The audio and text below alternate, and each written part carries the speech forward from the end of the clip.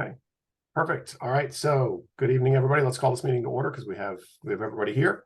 So it is 6:31, and we will call the meeting to order. All right, first up on the agenda is to confirm our agenda.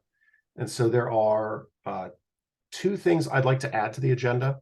So number one, under, that's not really new business, but I'd like to put a marker. Actually, we'll just do it right after the administrative items. Just an update on where we are with the Odenton Town Center Master Plan from the county. I think that would be a good idea for us to just see where we are in the process. So I'd like to add that right after admin items. And then the second one is under our new business. We need to discuss the meeting schedule for the next couple of meetings because there are some administrative things we need to discuss, talk about like when meetings should be and what we should be doing. So we put that under section 4. Does anybody else have any changes they'd like to suggest?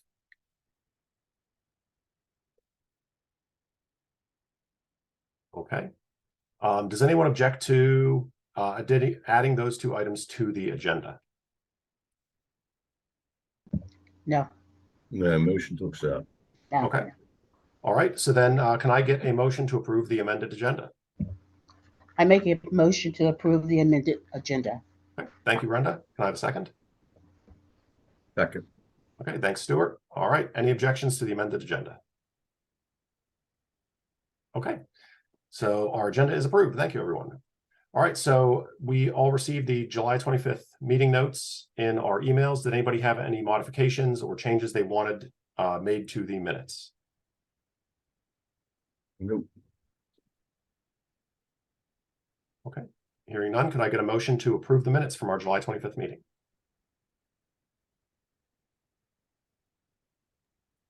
I make a motion.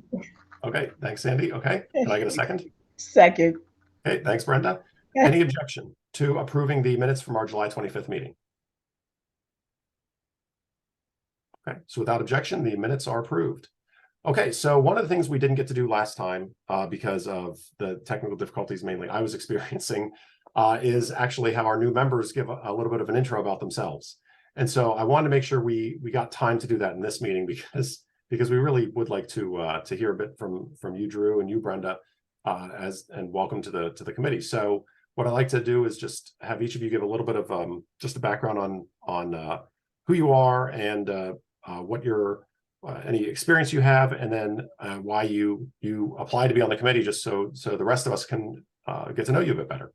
So Drew, do you want to start?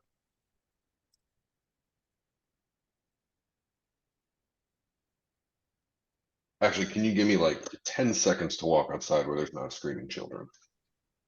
Sure. Okay. Brenda, how about we'll start with you. Can I make an excuse for screaming children too? No. Okay. My name is Brenda Robinson, and of course I live here in Odenton. Previously, and I just decided not to continue with my HOA. I was on there for over 12 years as one of the board of directors. Previously on their social committee. So I've been in the Odenton area here for over 30 years. So I'm associated with, like I said, was on the HOA. I do work, I'm the treasurer over at the O'Malley Senior Center.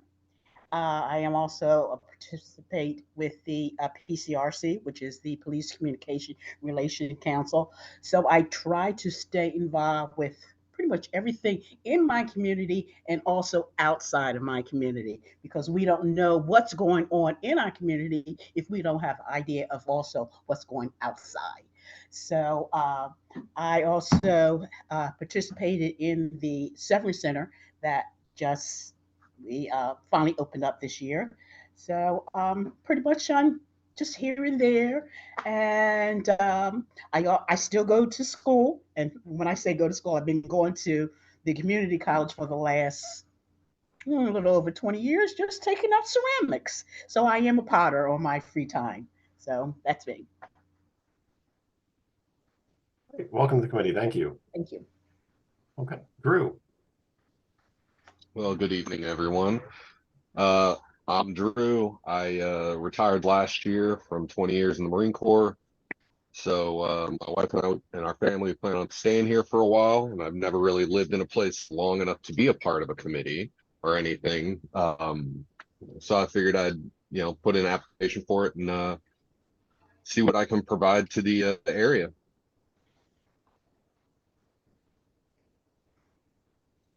Oh, that's all I got. Okay. Well, thank you. Welcome to the committee. So thank you both for Thank you. applying and deciding to help us out here and to serve your community. So thank you. All right. So next on the agenda is our added item. So Mark, can you give us a little bit of more insight into where we are with the OTC master plan update? Right. So last we all chatted was, I think, the end of July, and we were getting ready to make our presentation again to the Planning Advisory Board, which was done then the next night. And then the public comment period was open for that one chapter that was discussed. And the PAB met again then 2 weeks later, which was, I think, August 9th. And they approved or recommended approval of that one chapter of the draft master plan 5-0. So based on that, then we are continuing to work with our Office of Law, making some edits to the code as well as the master plan based on that information that we learned about how some of these design guidelines need to now be folded back into the master plan. So we're updating those documents, and we do plan on having, or we anticipate a targeted intro date in October of this year. So things are moving along, and we expect that to be introduced within the next month and a half or 2 months. Okay. Yep. That's good news. Thanks, Mark. Does anybody have any questions on that? For Mark? Okay. So more to come once we get the actual dates, and I'm certain I'll craft a letter for that from our previous approvals, indicating our support, and then likely schedule time to go and talk to the council as well, indicating our support. So more to come. One administrative note I did forget for the new member introduction. So last month, you would have noted that we actually had 3 new members, but actually, unfortunately, one of our new members had to resign because of a family issue. So that's why we only have Brenda and Drew here. So just for the rest of the committee members here aware, we only have 8 members in seats right now. So there'll be another member that will be selected. So what that means is that our quorum is still 5 people to have a meeting, which means that if you're not able to attend, definitely let either myself or Mark know, so I can let Mark know, because we want to make sure we can always have quorum for these meetings to not waste any time for our attendees. So so basically only 3 of you can call out sick, and then we're like the bare minimum for quorum, and then you includes me as well. So it's a royal we. So just I want to make sure everybody was tracking. That's why we didn't have 3 new member introductions today. Okay, so going back, we now have the OTC annual report. So Sam, let's turn it over to you so we can talk through this. Let me just go ahead and share my screen. Hope everyone can see this. So yeah, tonight we're going to be reviewing the draft Odenton Town Center annual report. We'll go section by section. I think after each chapter, we'll stop for a comment period for committee members to provide comments, questions, concerns, or any kind of changes they would like to see or discuss about. Like I mentioned last time during our July meeting, the annual report basically summarizes any kind of major projects or old projects coming back to the committee, points of discussion, planning priorities, priority projects that the committee would like to see funded or planned for, any new or old development activity, APF monitoring, and capital projects that have been occurring within the OTC between July of last year and June 30th of this year. So this is required by the OTC, the 2016 OTC master plan. I am 85 to 90% sure it's being carried over to the new master plan. But yeah, we'll get right into it by talking about the yearly summary which is basically summarizing major points of discussion, any major projects that came up between July and June 2023. First off, we are talking about the OTC master plan and code updates that we have been ongoing for the time being. This comes up again later in the annual report for planning initiatives by the county, which we can dive more into that when we get to that. I broke down the talking points into natural environment, built environment, healthy communities, and healthy economy. For those who have been following along with the region plans or are aware of Plan 2040, this is kind of how we've broken down these topics for natural environment, for anything, for environmentally sensitive resources such as streams, wetlands, steep slopes, anything of that matter, built environment, including anything about infrastructure, roads, sidewalks, anything like that, healthy communities, any kind of park access to the library, any kind of community initiatives, and then healthy economy, just talking about any kind of business related items that support the local economy of the OTC. So I can stop right there and let the community members ask questions or comments about that section to see if anyone has any concerns.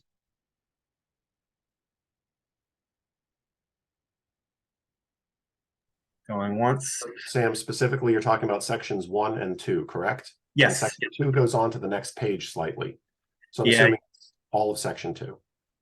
Yeah, so I was just stopping because I'll switch pages, but I wanted to give a chance because this is kind of the next page will launch into projects and planning initiatives. So I just wanted to open the floor up to talk about any kind of major points of discussion that the OTC had.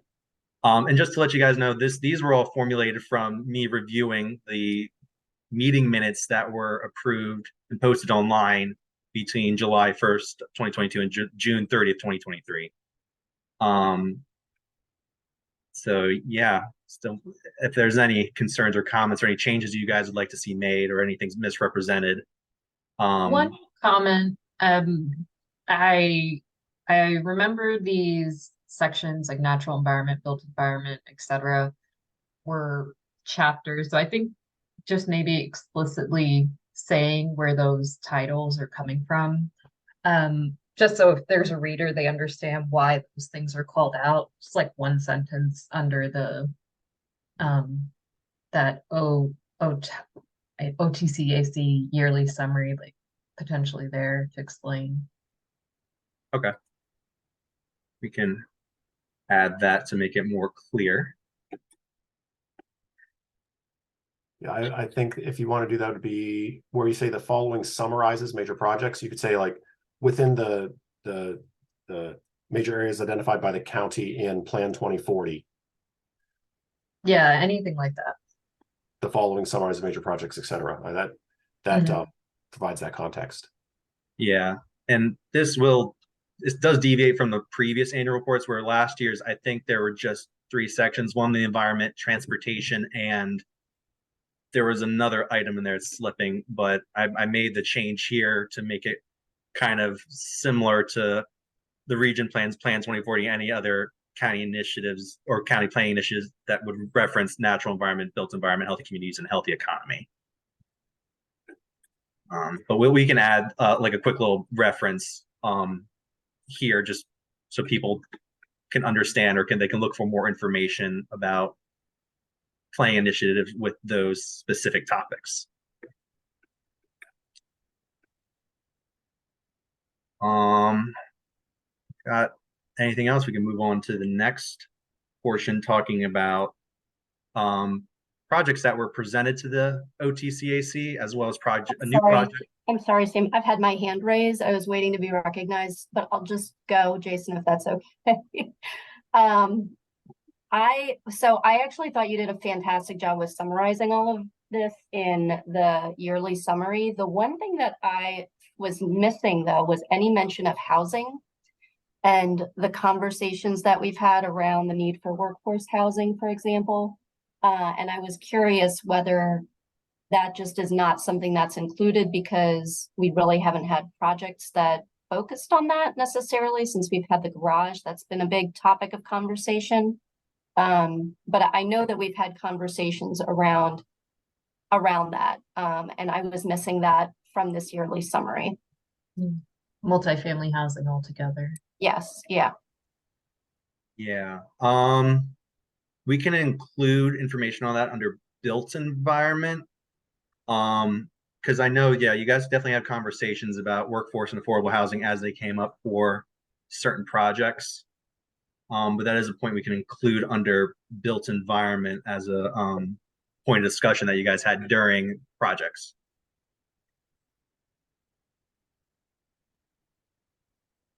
So before we close out of this section, I did want to say, Sam, since I've seen a lot of these over the years, I actually really like how you summarize discussions the committee had. This is the first time I've seen that in the annual report, where you've actually summarized some of the committee discussions. And I thought that was a great idea. So, so well done on that. I see. Thanks, Jade. I see Sandy has her hand up. I just wanted to observe where you did built environment. I really like that, and I think that dovetails well into the fact that we are very, very interested in making it pedestrian friendly. Mm.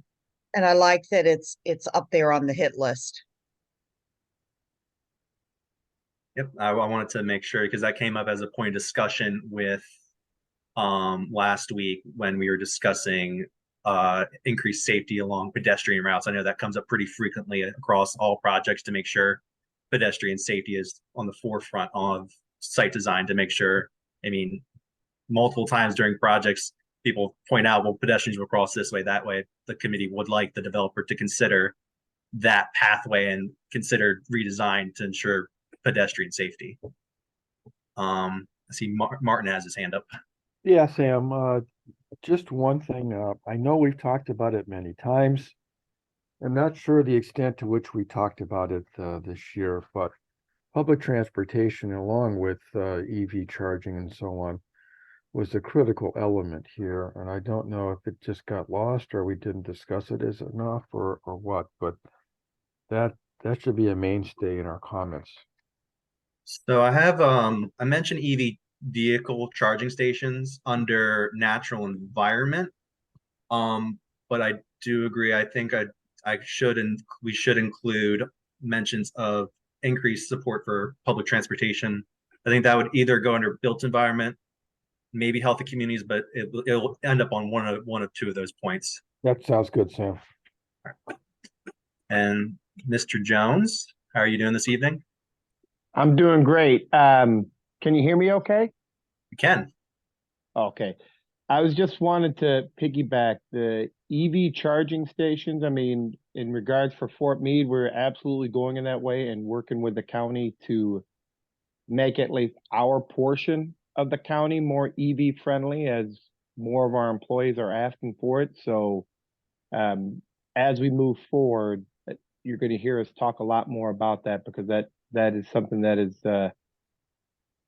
driving our workforce and at the same time driving mission requirement. Awesome. Thanks, Chad. Any more comments before we hop down to project development discussions? All right, let's go to section 3.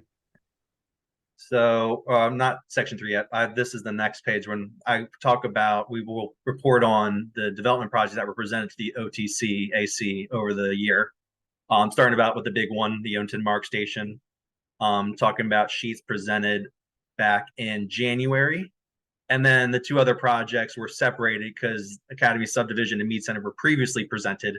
So I wanted to show these projects were new and these ones were old and separate them out.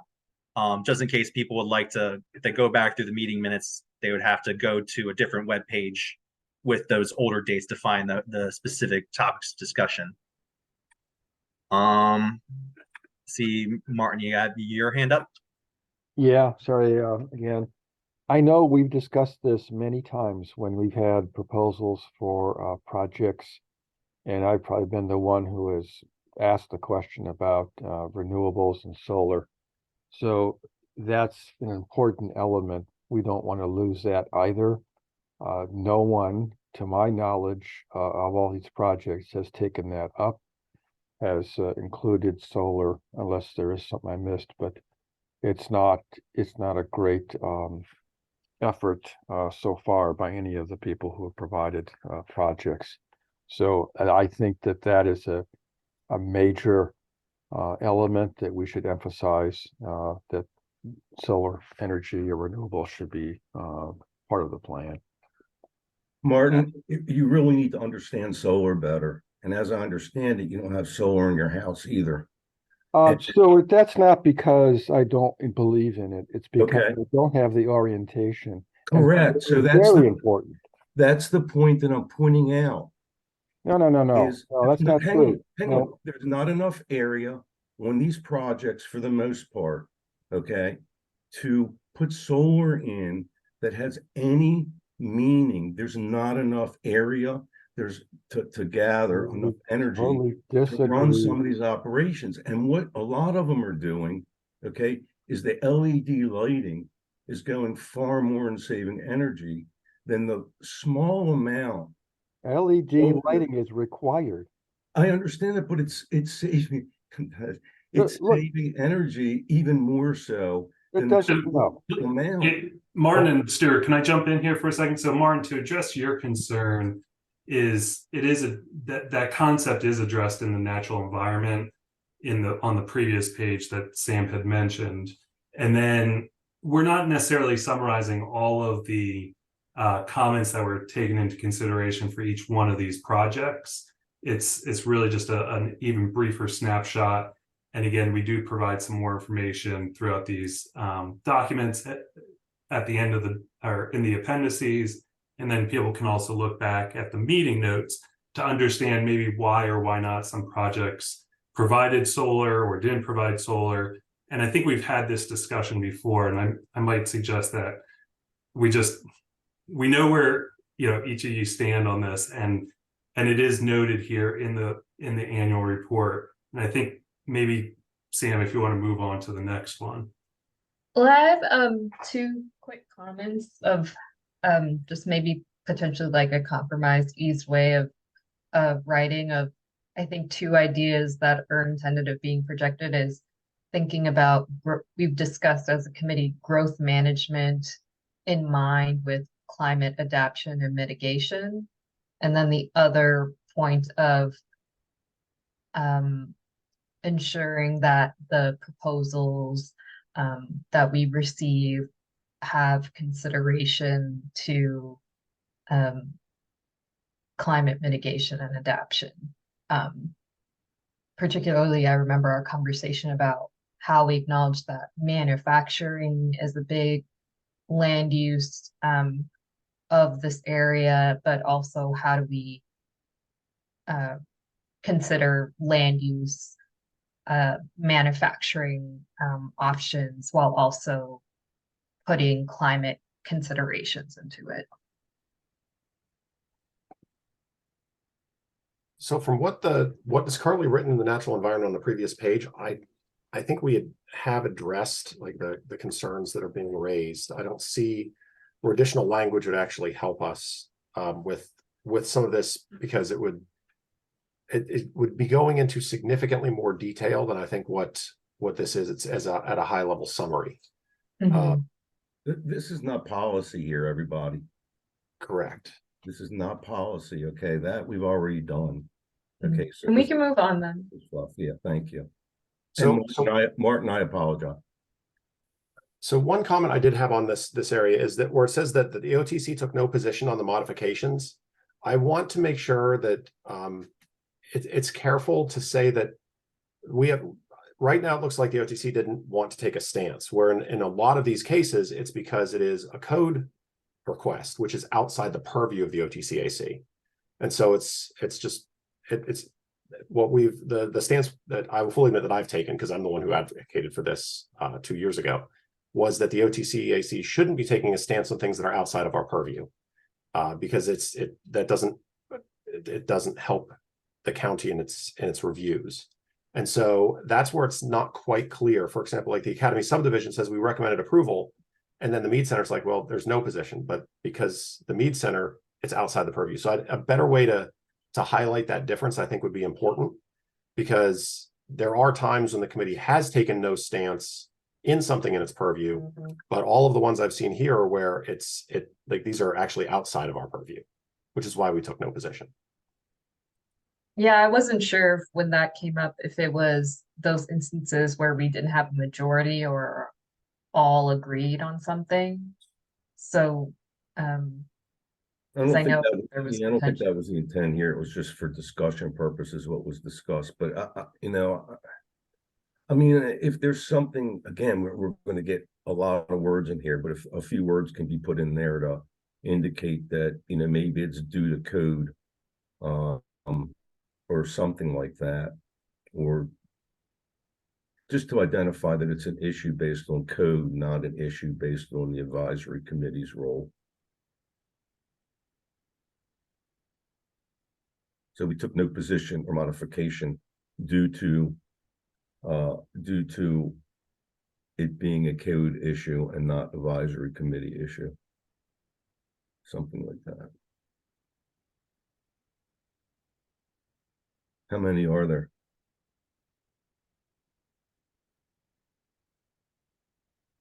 The first two, the parking garage, the sheets, the Mead You're Center, putting all of them. yeah, almost all of them are. How about a footnote? How about a footnote? Because it's this, if it's all of them, or we can put an asterisk on them and then just a footnote that this position was taken due to code issue rather than advisory committee review or something like that. And the only reason I think it's that I want to bring it up is because I don't want any community members who read this looking and be like, well, the OTCAC doesn't do anything. They're not taking any positions, so they don't do anything. And I don't want that to be, I don't want to have any readers think that's the case. Would there be a reason for it to come out or a reason for it not to be in there? I mean, in other words, it's not, is it doing any good? It's a fair question. Like the sentence, the OTCAC took no position on the modification, isn't really relevant to any of those sections. It's referencing though that the project or the applicant introduced a modification, say for, I'm just looking at the let's see, the sheets, right, to combine preliminary plan and site development plan process, because we include that information then in our development status table. And I think it just kind of tells the whole picture, and we're being consistent about telling the whole story. But we can work something up that I think addresses what we're all talking about here, about just being clear about the OTCAC's role and why you would or would not take a position on a modification. I know Sandy's got her hand up.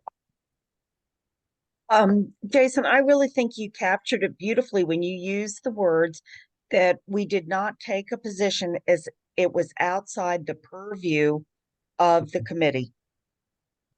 Yep. It's that simple. Perfect. Sounds good to me. Yep. All right, all good on the section development presentations, because then we will hop right into county planning initiatives, where I highlight and kind of update what was going on with the update to the Odenton Town Center master plan, as well as the updates to Article 17 and 18, just highlighting what was the goal of those updates, and then what ended up happening with those design requirements having to go back into the master plan instead of the code, as required by the Office of Law. And then I'll just hop down to the next page as well, because I also include information on the Anne Arundel County Public Schools Phase 1 redistricting. I believe the Board of Education just voted on Dr. Bedell's recommendation. I include this because Phase 1 includes the redistricting that affects Meade High School and Old Mill High School, which both boundaries are within the Odenton Town Center, as well as the Arundel High School boundary, which is set to begin in the Phase 2 redistricting study, which should begin in February 2025. So the committee would like to discuss anything on those priority planning projects within the county, or any updates or any questions. We can talk about that now. So one comment for me, I think it's a great choice to put the schedule as of the projected phase 2, just to make sure that any community members who read this understand what's coming up in case they want to participate. So so great choice in highlighting that. And I also like how you highlighted the districts relevant to Odenton, so that way everyone can track that update with this. Mm-hmm.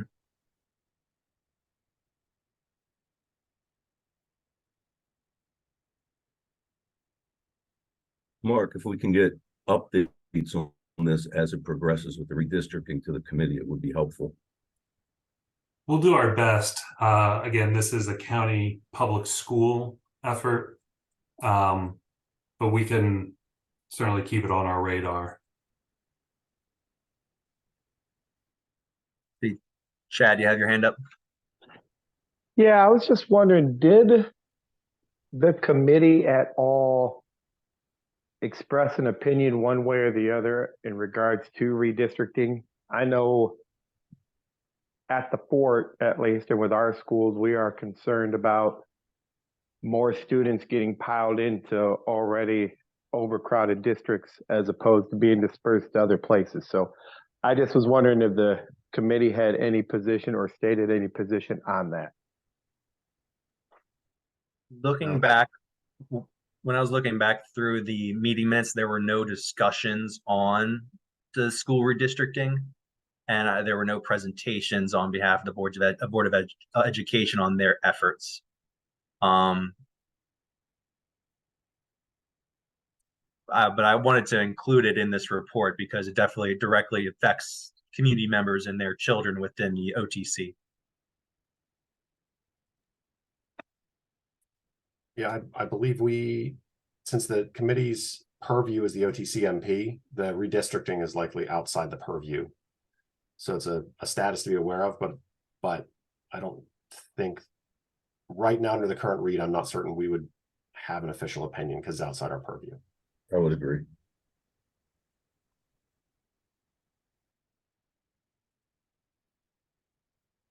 If we're good with that section, we can move on. I know the priority project list is the next on the docket. I think we should come back to this one once we get through all the other sections, because that will have the most discussion, and we can just leave that after we accomplish all the other small areas. Sandy, I see you got your hand up. Sam, real quick on the second entry for the Marks station, all the way over to the right on status, look at the word garage. That is, I see what you mean. That's not how Okay. That's my mistake. That's a spelling Not error. to worry. We'll correct that. In our email from Mark, there was 2 people noted to contact if we saw typos or anything in the document. I saw a few, so I was gonna do that after. Mm-hmm. Yeah, if any spelling errors, grammatical mistakes, just email us and we'll correct them. And we'll give it plenty of review to make sure that none of those slip by when we return in September, when you will vote to, or if you guys vote to approve the annual report in the next meeting. So like I said, we'll come back to priority projects because that will probably have the most conversation, and all the rest of it I think is pretty straightforward. This section is just reporting on development activity. Our research and GIS department gave us all building and occupancy permits issued, grading periods issued, and complete development projects within the OTC. Abigail, I see you have your hand up. Yeah, I was a bit confused on why table 4 is in here. It seems so insignificant to mention in this big area that just 5 houses were built and that they're single family. So I was just curious if that was really all that was built in the whole time period, and if it really does need to be mentioned. I think And that, again, is if you were to look at past annual reports, it again tells the story of maybe there's 1 year where there's a lot of development that's occurred, and then in this past year not a lot has actually been completed. I wonder if then for these tables of having just one sentence under them that like under the heading for them that just acknowledges something about a trend, because even with table 2 and 3, it seemed a bit odd to me that it's just the table and nothing mentioned. Like for table 2, the occupancy permit, it's nothing for any of them. So I wondered why, or if there's something to add or something to come context. Just in terms of a reader, I feel like might want some type of sentence to give context to these tables.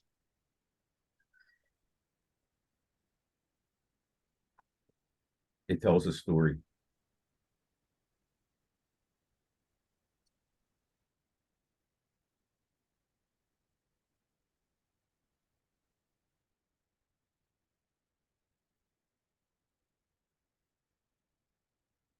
Yeah, we can look to add something that gives a little blurb, maybe comparing what happened last year over the years. But that the inclusion of these tables were kind of just following what was included within last year's annual report.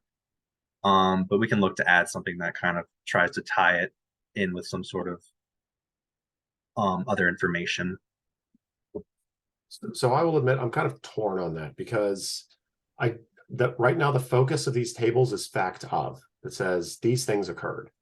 By putting in trend information, and this is why I'm torn. Like I see the advantage, I also see the disadvantage. Does it change the focus to be, did we do as good as last year or the time before? And it seems like that is that adding a metric and that isn't that useful.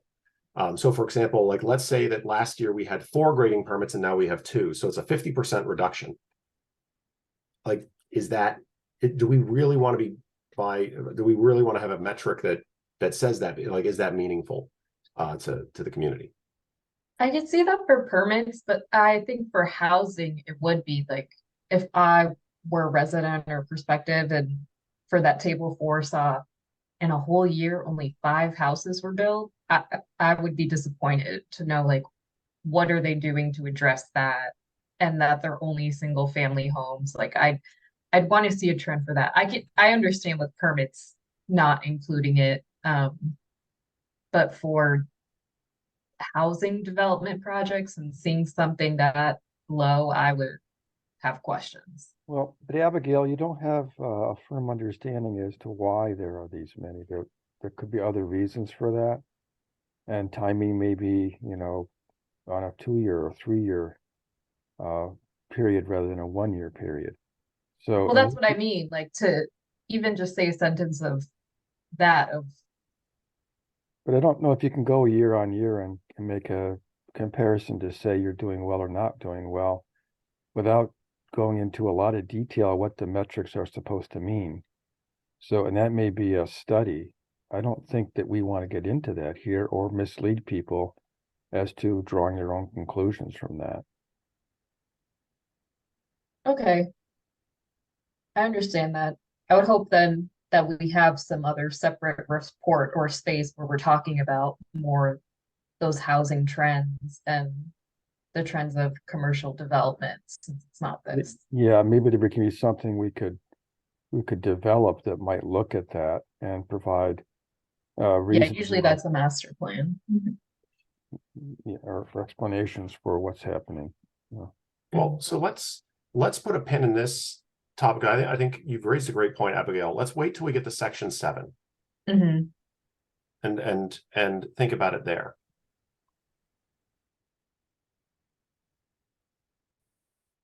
So moving on to the next big one, I included a section in here about the Odenton parking garage, because right after, well, at the beginning, on August 30th of last year, right after that, the monitoring period for this annual report, that's when all the movement started happening for the Odenton Mark Station. I think there were 4 or 5 meetings where there was information presented on the the proposed Mark Station.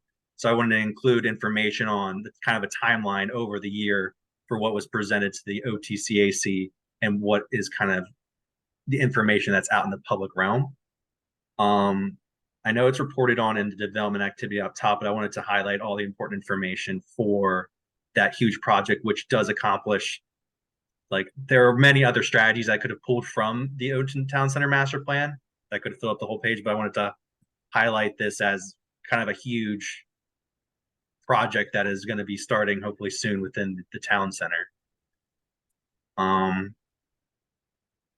Well, Sam, one thing, if I may comment on this and reading it over, we use the term transit-oriented development a lot. And I'm not sure we've actually focused in on what it's intended to do.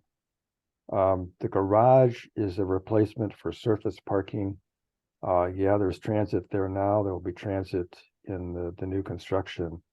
But what we're not really addressing is TOD. To do that, it's trying to get people from the station to where they live. And if we're relying fully on cars, that's, that's going to be a problem for our community, given congestion and just the amount of cars that will be needed. So I don't know how we address this, because we don't talk about TOD. We just mention it. And it's a kind of a buzzword that's thrown in there. I think it needs to be there, but we need to give some attention to what it is and how we're developing TODs. It's not necessarily mentioned the other modes in this section necessarily, but I feel like we have talked in the presentation about emphasizing bikes and like bike ped development being integrated with the garage. So yeah, that's part of it, I think, Abigail, but also too is the public transportation aspect of it. There is an allowance for transit in the garage, but it's already there now. So it's not as if it's a new thing. But what is needed is better bus service or other regional service to get people from their homes to the station. That's the first and last mile issue. I think it's that right at the bottom of page 9 to page 10 goes into it, but there was a section on that mentioned the bus. Yeah, it says the bus right there. So I think we can, I don't know if we're in that section yet, like talk a little bit about that, because that was something I had a question on too. Yeah, sure. It's just trying to tie that with TOD and what TOD is. Yeah. I got a question, Sam, on if you go back to the beginning of this thing on how it says the funding is, and is it correct that 35 million is funded by the Odenton Town Center TIF district? That was reported on by, I think, a presentation by AEDC. I'll have to look back, but I have that number had to come from meeting minutes that are posted online. Okay, but I can confirm that. My understanding is way different. And there was only $20 million. There's more now. And we're still trying to figure out how to access it and what to use it for. And this is a good use, but my understanding was that they were using $4 million, and that number is in here, towards bonding of the garage. So I know they got some, Anne Arundel County put money towards it, the feds put money towards it, and then my understanding again. So anyway, that should be verified and correct if you're going to put that in print. I don't know, how much it matters, but if you do want to state how it's funded, I just want to make sure that that's correct. Yeah, I understand. News to me. So another accuracy one about this section was the beginning of page 9, where it says that work is scheduled to begin in summer 2023. I didn't know if any of that. So that one is renovation, if that actually happened. That's just the station. That's not related to the garage. That was, well, it's related to the garage, but it's the station where you buy tickets. It's closer to the tracks where they're doing renovation work for that structure. I'm not sure if they have begun that renovations yet, but that was reported on, I believe, in either December or January, but I'll check that as well. Abigail, that was through money that was provided for station improvements for the Central Maryland Transit Plan for 2022 through 2028. So, that's Yeah, I in just the- wondered if it had actually started because I'd seen the Yeah, I station. don't- I was like, it didn't look that different to Yeah, me. So I wondered if that was true. Yeah, I've been there and I haven't seen any work. I mean, recently I've been there and I really haven't seen anything, but you're right. You got to be careful on dates like that, on projections and all. And summer ends this week, I'd say. So summer 2023 doesn't seem yeah, like it'd be accurate. technically a couple of them. I'll Anyway, you ought to brush the whole thing, to be honest with you, and just make sure dates are accurate or not outdated at this point based on new information. I gotcha. Okay. Yeah, I'll give it I'll go confirm everything prior to returning to the during the next meeting with the Okay. update with all the corrections and comments you guys are providing tonight. Thank you. Let's move forward to the APF. Yep. So the next session is just reporting on the adequate public facilities requirements and measurements that are required to be evaluated during development. This section will cover information on roads, water, sewer. There is a portion on here in schools and I think that might be it. So we talk about just the adequacy of road infrastructure, including MD 175 improvements, the Odenton Grid Street projects, public transportation network that highlights the buses that operated by Anne Arundel County, and then the transportation plans and studies that look at providing alternative modes of transportation as well as multimodal transportation options. We talk about schools. I know it was reported up top about the redistricting effort, but this information was provided by county council bills. This was Bill 9022 talking about the school utilization percentages and which schools are open, as well as changes from previous years. You can see the projection for school enrollment.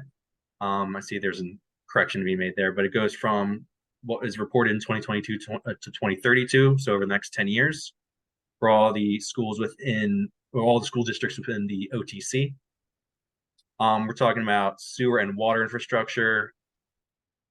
Odenton is primarily served by the Pawtuxet Sewer Service area, which has currently about 50% of its safe capacity.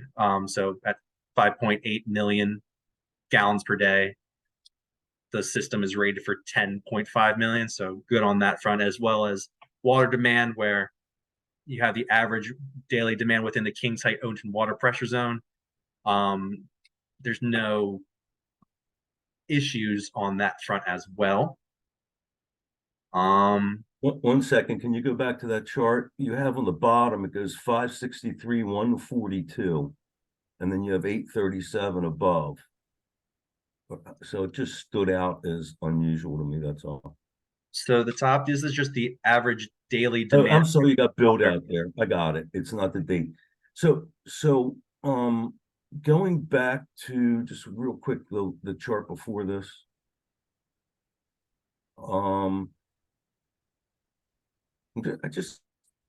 Just a question.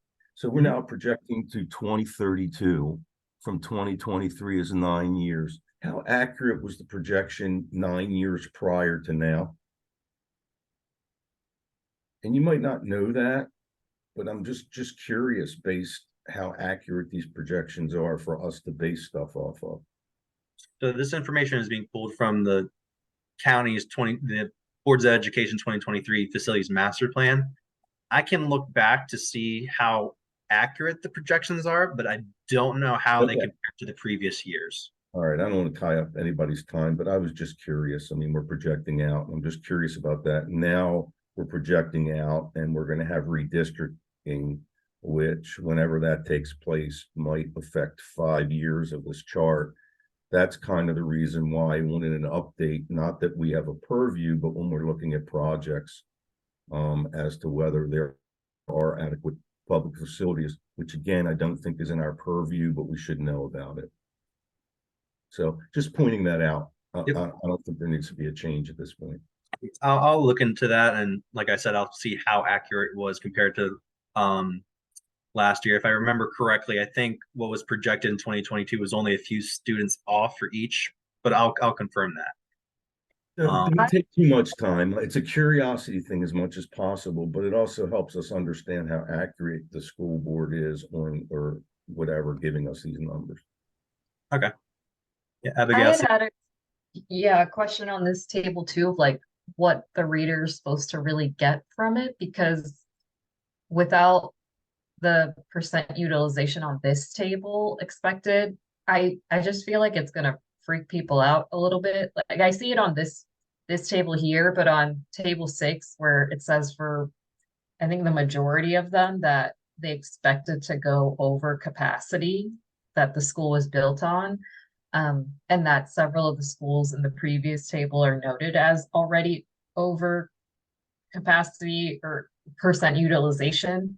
I'm just wondering like what really people are supposed to take from that, especially if we're saying that it's not in the purview of the committee. That's the case for redistricting these charts.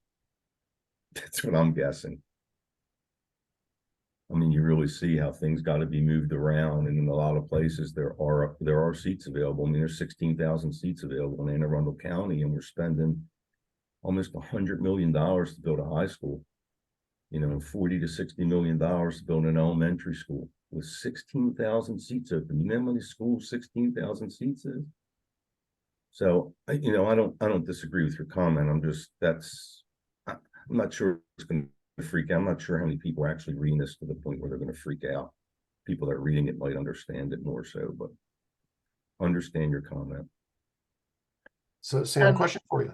On table 6 and table 5, table 5 has the 2024 projected. Table 6 has a 2024 projected, but they're different numbers. Is that going to cause any confusion? Like I'm not certain where these charts came from, but I just didn't know if that was going to 1774. I see what you're saying.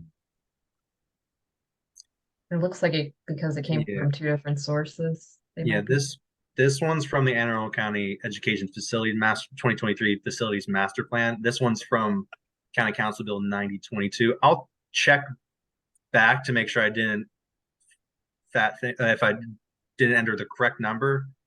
I don't know why they would be different, seeing how they're both related to education. But let me check into why those are different numbers, because I see for Arundel High School that one's off by 2. So yeah, I'll have to confirm why those are different, but I can see the cause for concern. One thought is that Bill 9022 was introduced in late 2000 or 2022. The Educational Facilities Master Plan is released in July of 2023. So I suspect that that's the reason, but we will look into it. Another comment I had on this page was building upon what Martin said of, we mentioned at the top left here about the public transportation, those 2 buses, and we have this section that says transportation plans and studies that says, it's pretty broad and vague, that says it's on the page 10 of studies are happening to identify stuff, but there isn't really much acknowledgement of if or how the county is collaborating with the folks who run those 2 bus systems, or to help make public transportation just more viable as a use, because we know that those 2 buses are not that reliable or often, but it's free, so we want it to be used more adequately.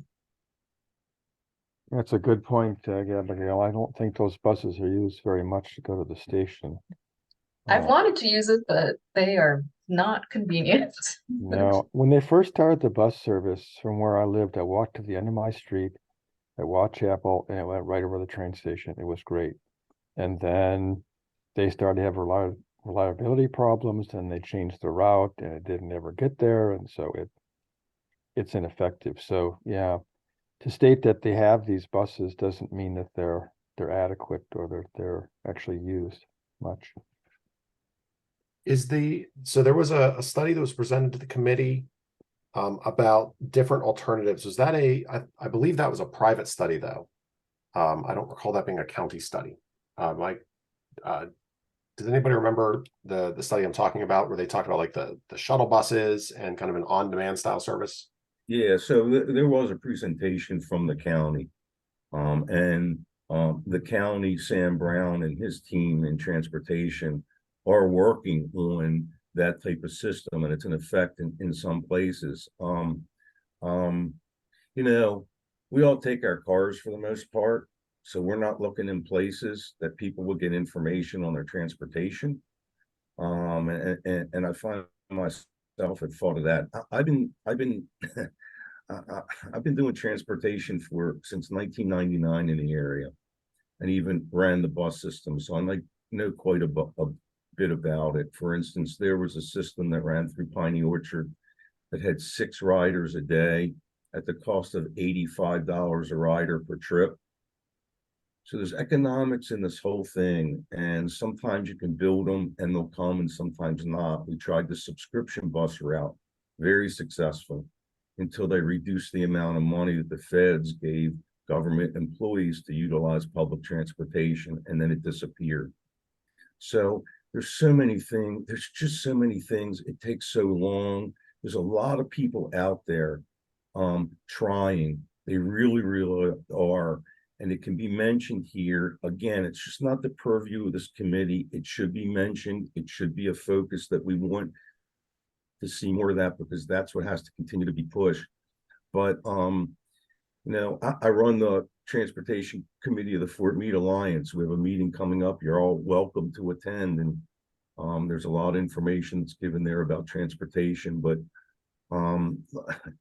I wish everybody else had the passion like Martin does, and some of the others, for people to take public transportation. But when it's provided, it's not even utilized. We got drivers around here. It's unfortunate, but that's the way it is. Everything's spread out. I think It's like that because the system isn't great. And if at least we talk about how we build and they don't come, that's just not a good model. You're supposed to go, like, actually go really deep engagement with people to understand why they don't ride, what are the issues, and address that. So Done it all. All right, so But not we're not here to talk committee. about transportation in detail. We have to get back to the annual report so we can get out of here at a reasonable time. But the reason I want to bring that up is, are there any other studies? So Stuart, you mentioned there are other people in county departments that are looking at transportation plans. Is it worth the county adding an additional study like what the other county work is being done? Like, do we think that's worthwhile in addition to walk and roll, or is walk and roll sufficient for the annual report? I think it's sufficient. Studies take a long time, and you do studies when you don't have any money to actually do something real. I would disagree with that, if I may add. This is the time to do it, not when you have a problem with They're too being many done. cars. And Martin, really being let done. me speak, Stuart. I apologize. It is the time to look at this, and if there are needed studies to make this truly a TOD project, then you have to have an understanding of how you get the first and last mile attended to. You can do some biking, can do some walking, but that's not going to be the majority of people. And to really affect the traffic situations you're going to run into, you have to look at that public transportation issue and promoting it, finding service that does actually work for getting people to the train station on time and without driving halfway around the city to get there, is what needs to be done. And I don't think it has been done. It's never been promoted that well. I know when I took it, nobody really knew about it. If you went to the train station, you didn't even see a schedule for it. So you just had to kind of know there's a bus there. So I think this is the time you have to start planning, because it's going to be upon us when we have so much traffic coming. Right. All right. So the annual report, though, is a summary of what happened over the previous year. So I would say then, so Mark and Sam, I do remember we had a presentation about potential plans for transportation. And if the county has done sufficient work to where it would benefit the Odenton community to know about those types of efforts because they have a relevance to Odenton and their official studies that can be documented. That would be in addition to walk and roll. But if those two criteria aren't met, then I would say it's outside the scope of the annual report because not enough has been done to justify it as an inclusion to the annual report for the previous year. Yeah, I was just looking back to see when it was the Fort Meade Odenton Small Area Plan, and there was a final report published for that. It was back in, I think, again, 2022 by the time they finished.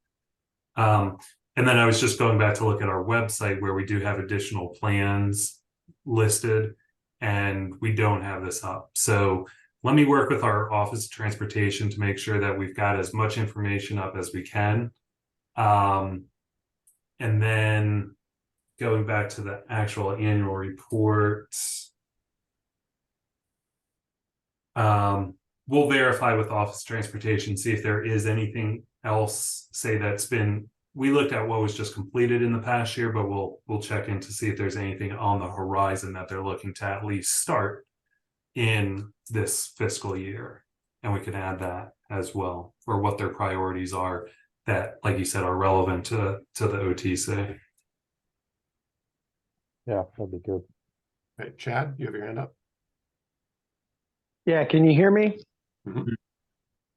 So to the question about what should be in the report, I've sat in the committee for a while, obviously for the last 15 years. If the report does not include adequate and comprehensive conversation about transportation, which has been in general the top theme, at least over the decade and a half that I've been in this area, then it begs the question, at least I know for my community with me, it's like, well, what are they talking about? If they're not talking about transportation. So I only say that in that if you only have one thing about transportation in your annual report, then it begs the question what we're doing, because that has been the top, that has been one, two, or three top issues forever. So if there's more that we can include in there, plus the fact that having something in there robust, if nothing else, it at least lets people who read this know that it's being considered, which, in my opinion, I might be wrong, could only help the OTC's standing with the community.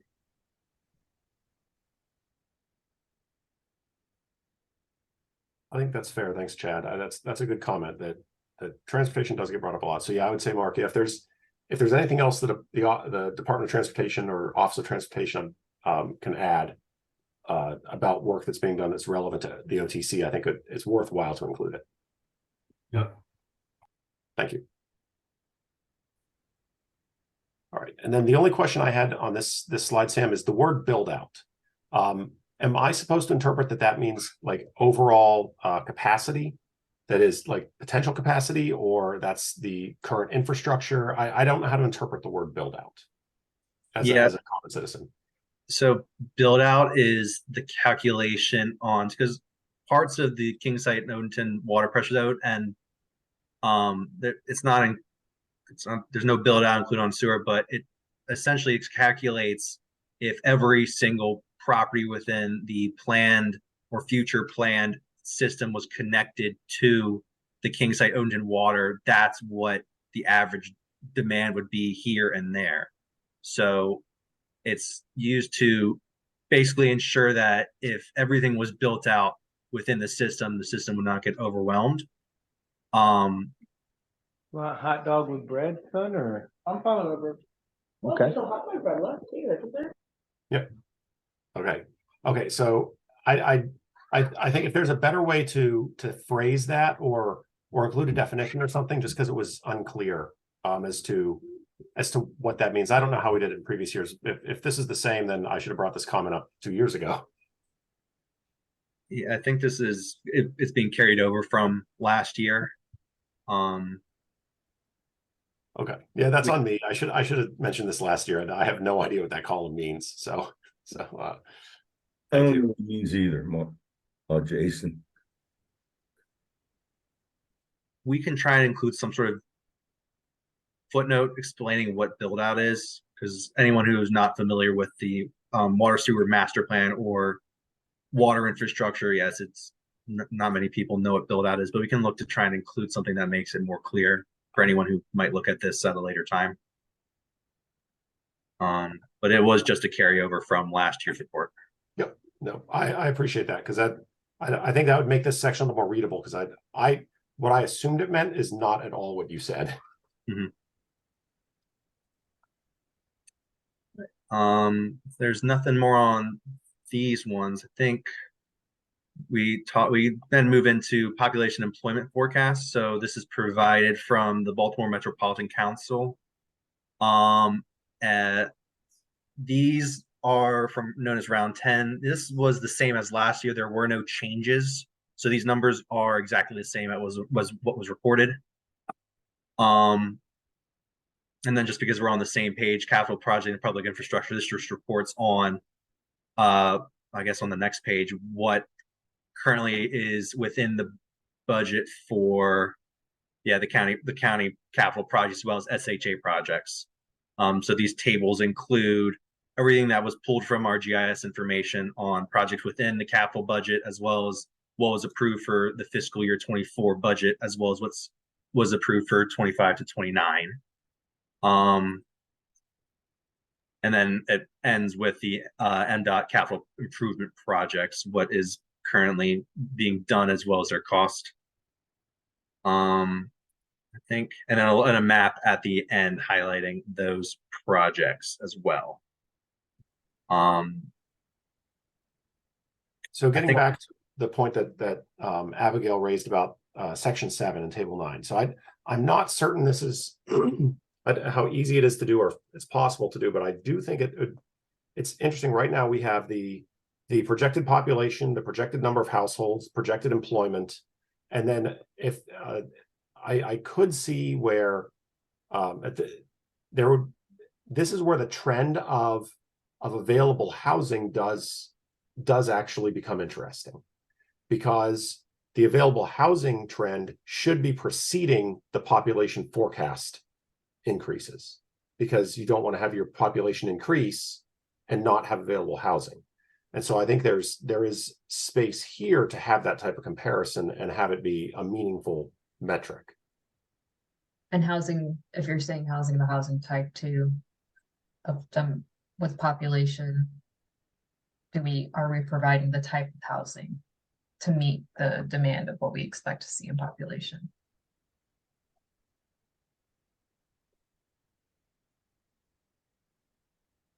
I'm not sure I follow. So assuming, right, is we have our population and then households, isn't necessarily referring to the number of units available for people to live in. It's, if you were to say the average household is 2 people, that's what this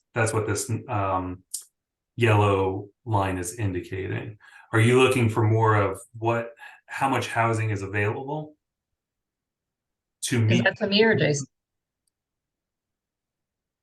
Mark, are you asking me or Jason? Both, yeah. I'm just putting it out there, because what that would be holding capacity, which we've recently run, but I'd have to look at the boundaries to see if we carve it out specifically along the OTC boundary. And we've been doing that in our region plan efforts, where in West County, we're at a deficit of 3,300 units by 2035 or so, indicating that, right, we do need more housing. Is that something that you're looking for in this section?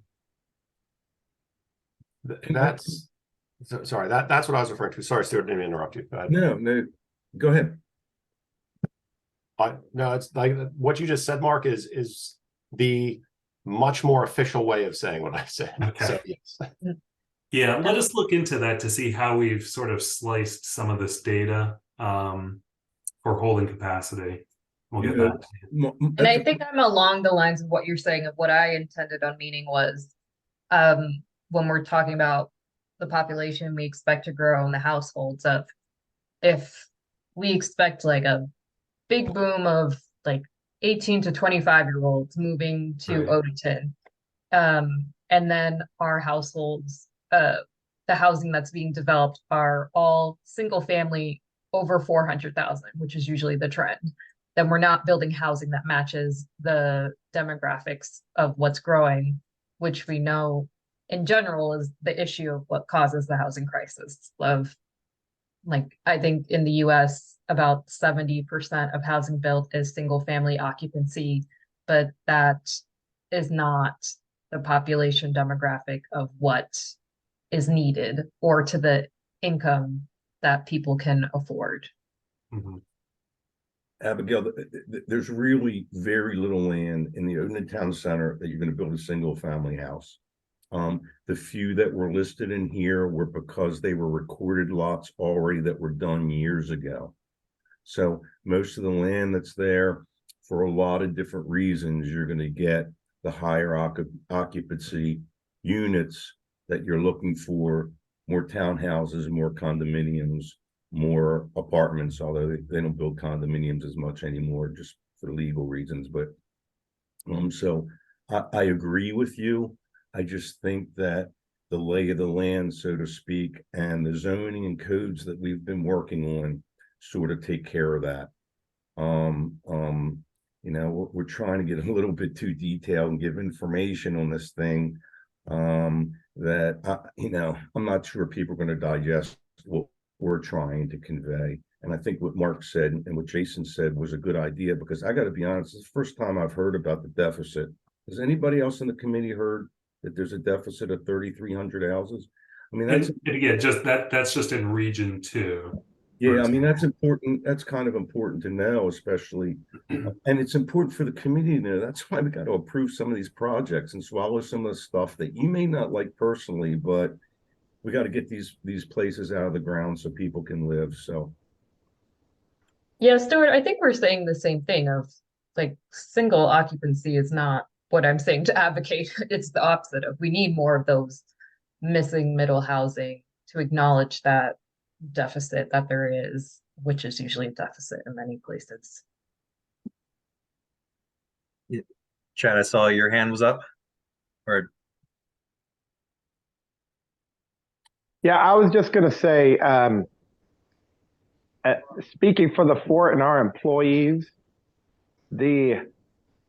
what we would like to see out of Odenton is more of the smaller apartment style, be able to walk and bike to work housing, with the expectation that, and I think it points to what Stuart said, our families and more of our senior folks are going to end up not choosing to live in Odenton because there isn't enough space for a house and land and things that they want. And just to clarify, Chad, you said that is the fort's position?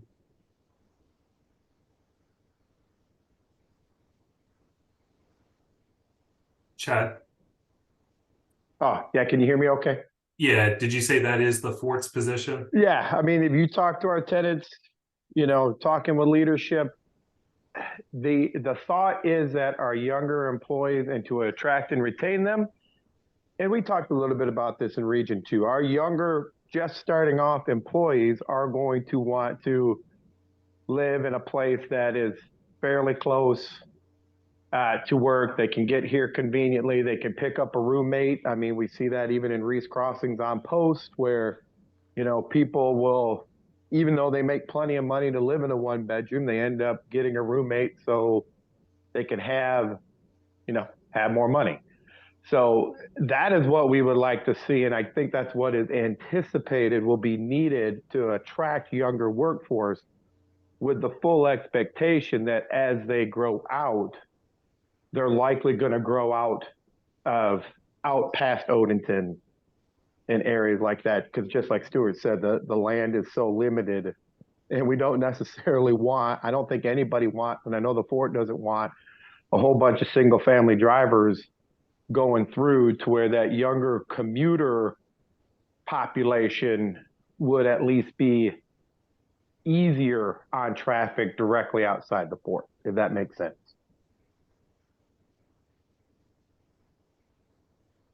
So I don't want to overshoot and hit. So I'd say there's two different ways this could go. The easier way, which it depends what data is available. As you said, Mark, you don't know if the data is available for OTC, but if there is just the general statement of we have this population curve expected, and then what's the capacity of what's in Odenton available and the projection of that. And then if there's a way to break it apart further, that's kind of like the bonus credit of saying like you have high density, low density, different population ranges. It just right now the data is not in the annual report that would allow for a good comparison there. But that could be a future way to change this table to make it more useful for everybody involved. Yep, got it.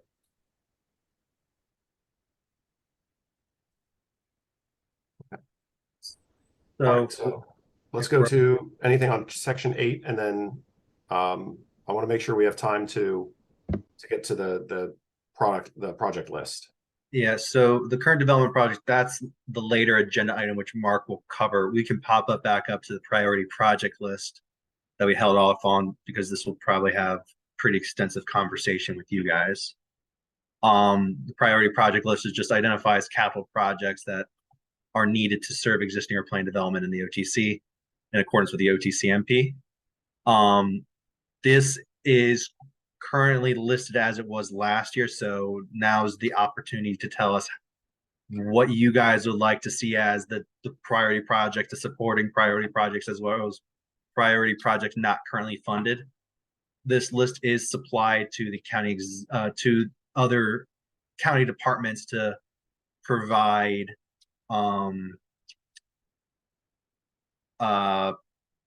basically inform the capital budget and program and allow them to kind of propose projects and keep projects funded or supply partial funding. So Jason, I can open up the floor to you guys so you can begin your discussion. And like I said, these projects, was carried over from last year. So now's the time that we're going to shuffle them around. Okay, so just some general statements of how the committee has done this in the past. So the top priority projects have not changed significantly in the past few years. It's really, these are the items we want to make sure stay at the top of the list for the currently funded, currently being worked, and we want them to stay there. And so that's why we, as a committee last year, decided to limit this significantly to just those top 3 items that are really getting pushed, that we want to get done.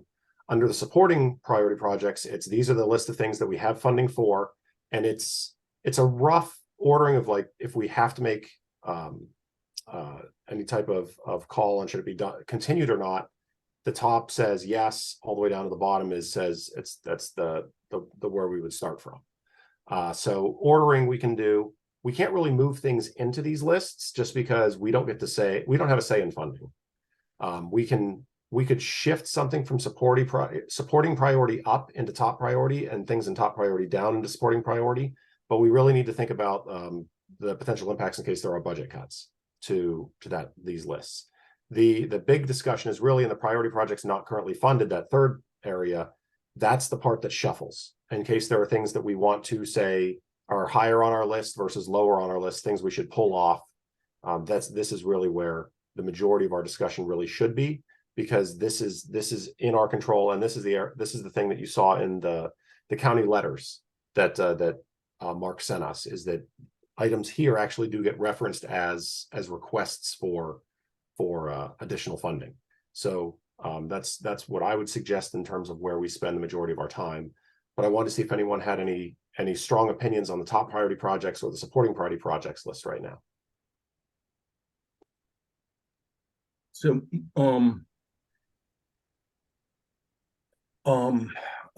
again, when we look at these things, we really have to look at the reality of them getting funded. So sometimes you might have something that's a higher priority, but the reality of it getting funded anytime soon versus actually something that might not be as high a priority, but based on dollars, it has a more realistic opportunity to getting funded. So when we look at charts like this, and we also did that originally when we looked at our priorities, that was something that we looked at. If you scroll down one, please, to the list, or I guess you would scroll up, but yeah. So a little update on the Maryland Sidewalk 175. I don't know if you want to do that now, Jason, or not, or you want to put it in new business. If it's relevant to where we need to discuss it in terms of ordering as a supporting priority project, it probably need to have that insight. Okay, so it's moving forward. I think it's a realistic priority project. I met with the state engineer because we talked about a priority in the town center plan of getting that area, the crossings and the traffic signals better situated. And they were designing the sidewalks on both sides with zero consideration of those items. So I met with the first state engineer. Now the project's been passed over to Shannon, who I met with earlier this week. And she has a really, really good understanding of that particular area. And they have put a pause on the sidewalk design right now. I could take some responsibility for it, but they're also used up all the money that they had, and they're waiting for the state or federal money to come in for the rest of the project. So she said not for me not to feel so bad, but they are now executing a warrant study. A warrant study is a study of the traffic signalization and the crossings. And I asked her how long it would take. She's really not sure. If I had to guess, it's going to take them probably a year, maybe less, but that's just a guess. She will be updating me, and I will update the committee. So I do not think that the expected beginning date of fall of 2024 is off the table at all, but it's unlikely, in my opinion, based on the fact that now they want to incorporate what we said was a priority, and that's getting safe crossings down there, sidewalks, and getting those traffic signalizations better oriented to handle the traffic flow on both sides of the street, which we also discussed is important. So that is my update on that particular project.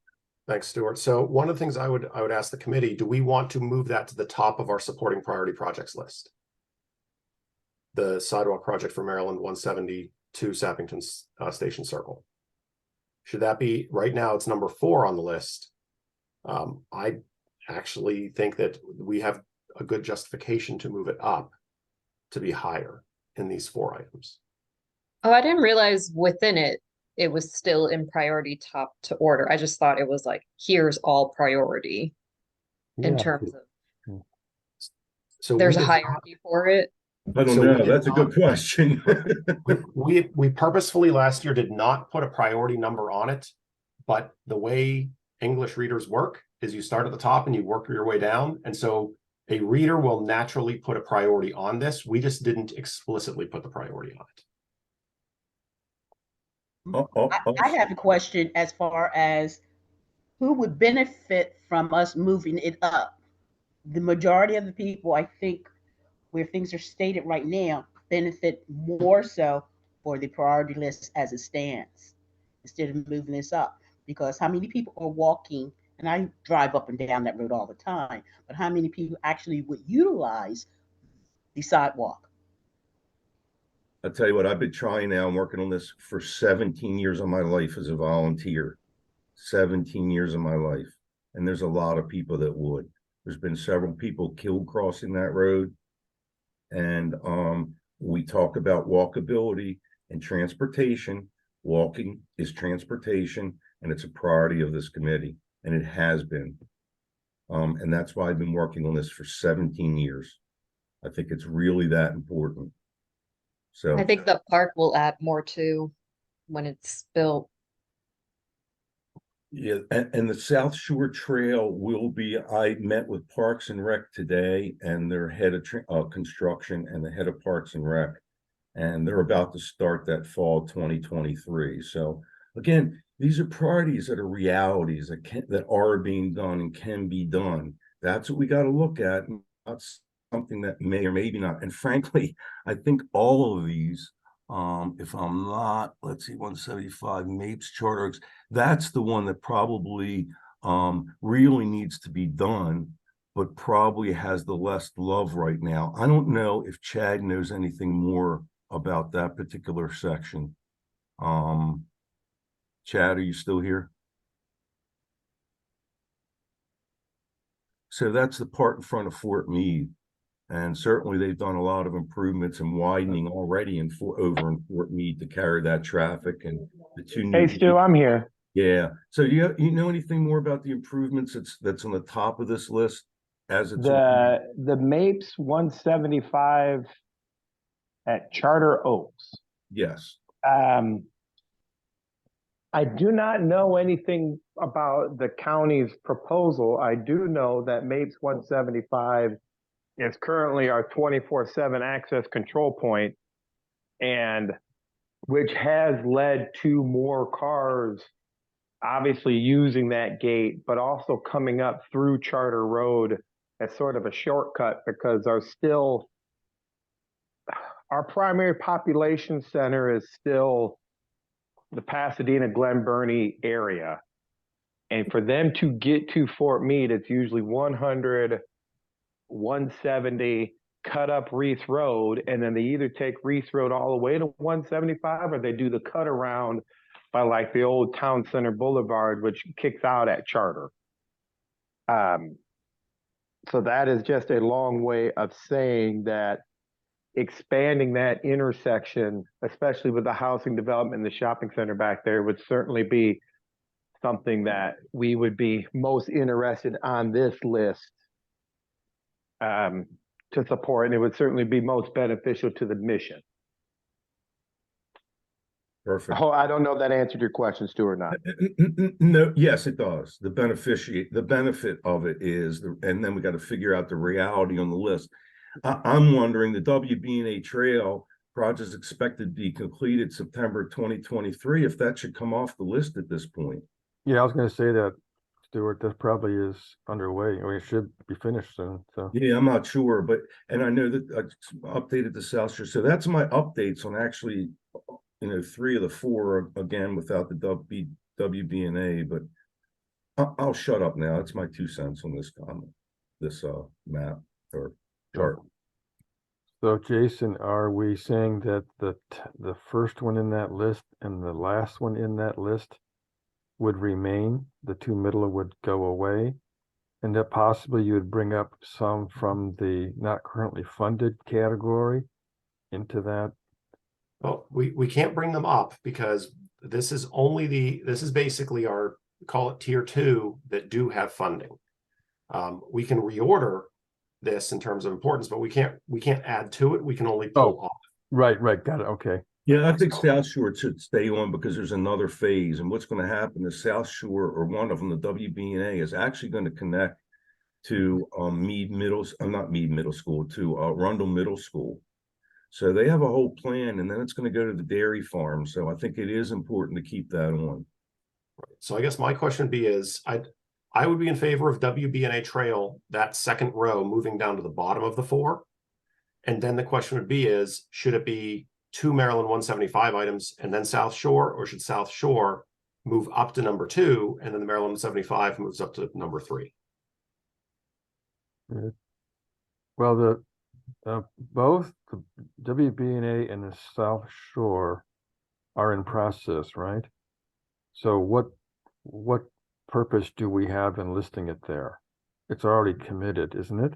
Well, the point is that it's a document that the funding is either fully there or partially there, and we want it to continue to be until it is complete, which is where, like, the WB&A Trail has been funded to the point where it should be complete this year, which means it's going to get pulled off this list after this year. So next year, the annual report shouldn't have that because it should be done. Okay. Okay. Yeah, I could do it that way. Now, it may not be done. Does it move to the top or the bottom, actually? Because it's going to be done, it's a priority and it's done. What's the next priority? Interesting, just a different take on it. Shows that something that's a priority was actually done. I don't No, it's just visual. But It's the just, fact that the WBNA and the South Shore listed there, and they're well underway, it's just a formality. What really matters in that list are the one at the top and one at the bottom. you're right. So, Nick, I would say just keep it as is. I don't know that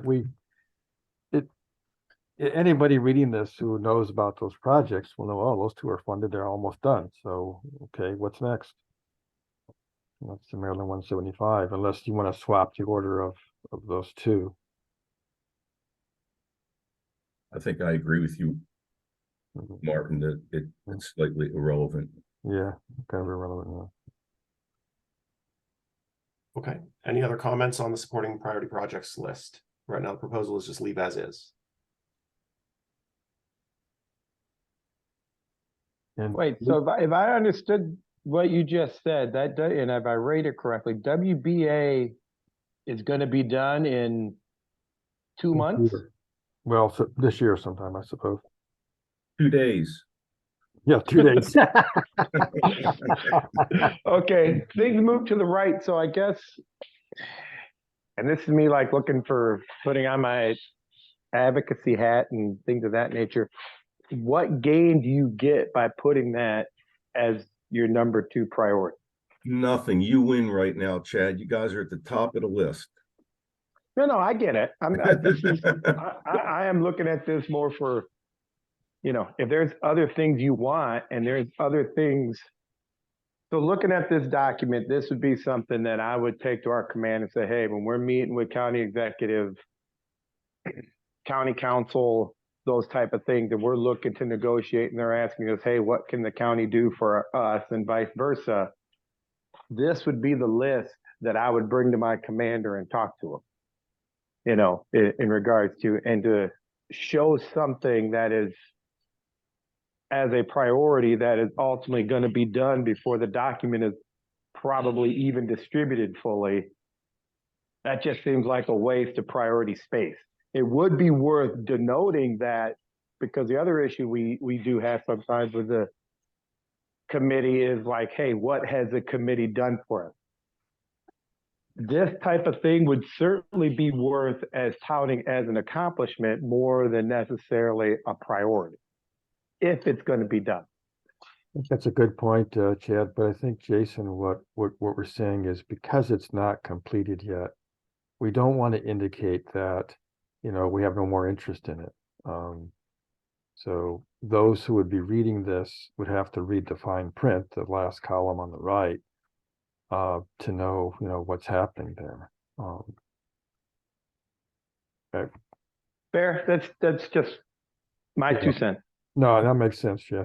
So I mean, I think we're debating a lot here that's not going to make a difference. So, Agreed. yeah. Agreed. Right, I agree with Chad that, like, if I was looking at this, I'd say, okay, it's expected to be completed.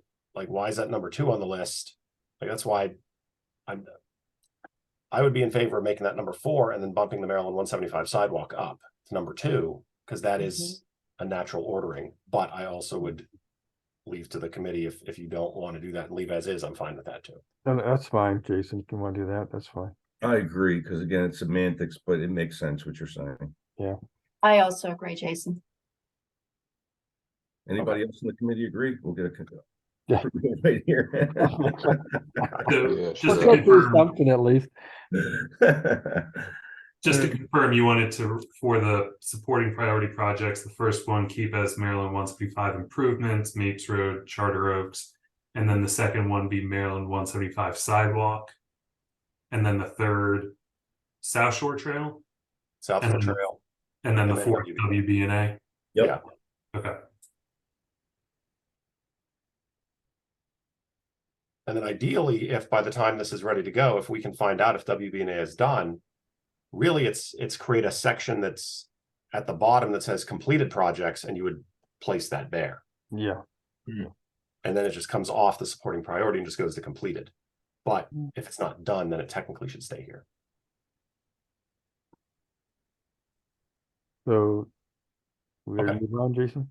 Yep. So let's go to the priority projects not currently funded. So this is where Hey, Jason, real quick. So we did the supporting, do we need any changes for like the top, sorry, the pages are split. So that was the the three top priority projects here for Odenton Community Park, Mark Station Parking Garage, and the grid streets. So Oh, it's right. separated. So these are like the tippy top, like the top three. And I guess this would have been 4 through 7 that are supporting priority projects. Yeah. I wanted to just to check to see if there's any committee discussion on these three that were previously or that were prioritized in the 2022 annual report.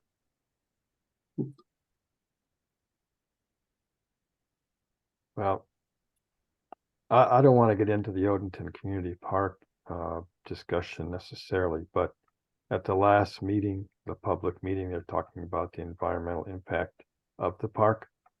There were a number of people there that voiced some concern about losing the urban forest.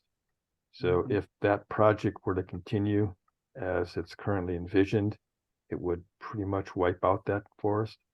So I think there may be some modification, I don't know, or some way to preserve more of the trees in that urban forest. So I don't know. Well, not necessarily that's our discussion here, Martin. I think that's the public discussion and public meeting that was had for the park, and that needs to be handled there. I'm not disagreeing with you. I'm just saying that I think that that's not our purview. We want a park done, right? How much or how much the environmental impact and how to do it is really not our kind of purview until we review the project. Then we comment on it. So I'm sorry, Jason, just to make a comment here on the Mark Station parking garage and transit-oriented development. There you go. A lot of the projects that are not funded are related to that. So TOD, in terms of bus stops, other things that were listed that could be referenced in that number 2 priority, saying, you know, these other projects that are not currently funded would fit within a TOD project. How about this one? Okay, we've been trying to figure out how to tap the TIF money, and it says funding sources on here. Why don't we put the TIF money under these funding sources to bring it to everybody's attention? I mean, it'll blow your mind when you see how much money's in there. Is it accessible? Yes, but nobody could tell how or for what they're using some of it to bond the new parking garage. Okay, and it's supposed to be utilized for projects in the Odenton. We created it with the East Core, including the property where the flats are, and any increase in tax base from the current base due to the development gets put in this TIF fund. Yeah. For the benefit of Odenton. And we can't get anybody to give us a formula or tell us how or tell us what it's for. So why don't we now bring it to the forefront and let people start asking, what is that? Okay, because this is our tax money. So funding sources, Odenton Park, TIF money, Mark train station, they're already using TIF money. Grid streets, it's already funded, it doesn't matter. So, I mean, I think that that's how we have to start bringing it to the attention, because there are a lot of things that could be utilized for that we need. So I guess for the document, Stuart, I would only ask if the committee decided to do that, if you would spell out TIF or if you would just want people to ask what TIF is. you could star it and put it, you know, tax increment financing. That's what it stands for. So if you have a property that their base taxes is $100 and now you build on it and the taxes are now $1,000, $900 of that $1,000 of taxes every year goes into this TIF fund every year. And that's in the entire Odenton East Core is in there. So can I go back? Stuart, you're making a good point there. Maybe that needs to be added. But if truly the Mark Station and TOD is a number 2 priority, What, to make TOD happen, there are other projects, as I made reference to in that list, not funded, that kind of need to go hand in hand with that. So you could make a reference in the description to those projects which are not funded that would support TOD. So you would provide maybe a higher priority for that list of so-called projects, and you make reference to it here, so you highlight it. So Jason, getting to your question, what do you do about the non-funded projects? If in fact this is a number 2 priority, then I think the projects that go with that to support it would be a higher priority in that non-funded category. So one of the ways that we can handle that, Martin, is we could actually call out in the non-funded priority list, if it is a transit-oriented development project. Could do that. Could do that. Put it down here for the ones that are transit-oriented development, in either parentheses below the project name, or as a statement in the explanation to highlight that. So in terms of priority, would we feel all right if some of those were put at the top?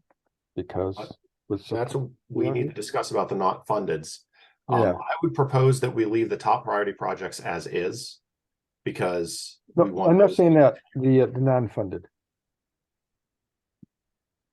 the last category, right? The priority should be. And that's what we need to get to. And right, so I'm saying but Sam brought up the issue that we didn't actually address top priority projects, and so I would propose to the committee that we leave these as they are. Yeah, and move our discussion to the not funded. Yeah, I would agree.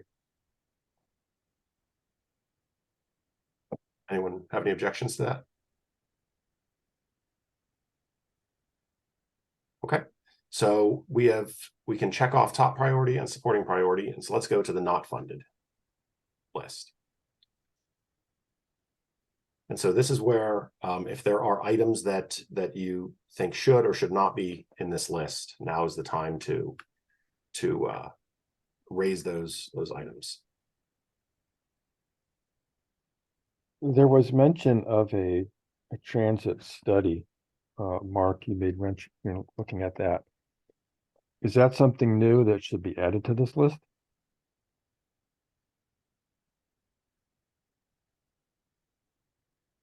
I would say if we were to do that, you may want to identify specific recommendations within that plan rather than just take it as a wholesale recommendation, unless you want to do that. But again, the more specific you can get, I think the more helpful it is for the decision makers. Public transportation study.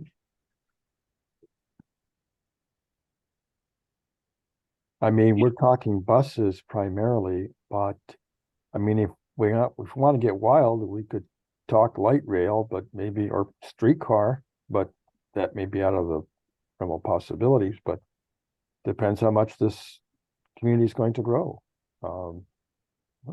Yeah, and I'm not sure, again, is one thing that we're going to follow up on is what is Office of Transportation planning for this current year? And because I don't have that information, I couldn't tell you what you could or should be advocating for. Yeah. So,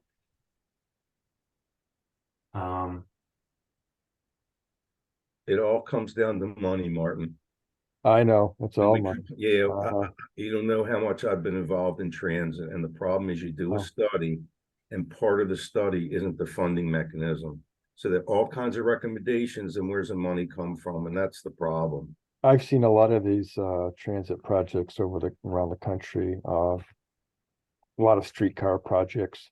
Once they get them in, they usually work pretty well. It's just like you say, a tough row to hoe to get all the money to do it. But money to do it. Where are you going to put it? Rail. I mean, rail is $40 million a mile. I mean, it's so tough to do something like that. And bus transit's the best way to go. But look, Howard County has made an incredible commitment, not just rhetorically, but fiscally, to their transit system. And they have one of the best county transit systems in the country. It's just a fact. So it's just a matter of committing to it. And, you know, sometimes it's tough. I've been before county council where I've been asked the buses are empty during the day, which they are, but the people who drive cars, their cars are empty during the day too. Yeah. So it's a real tough. I support it. You don't understand how much I support it and involved with it. The reality of it is a different thing, and how to make it happen. And that last mile was the biggest conundrum. It takes 2.5 hours to get from Hanover to Fort Meade on public transportation. Yeah, that's crazy. 2.5 hours. That's the route you would have to take. Yeah, that's crazy. Stuart, I'm curious from what you mentioned about the Howard County transportation. Mm-hmm. This is probably another meeting, but I'm just curious Yes, it is. how they've funded it. Maybe that's something we could talk about, because I know we've talked previously, like in another meeting, about having some best practices, learning of how to apply, and maybe it's inviting someone from Howard County planning to come talk to the committee, and they would have a better local view. Let's have lunch. Get in touch with me. The thing about Howard County is it's a planned community back in early days, and it's really it's tough. Done well.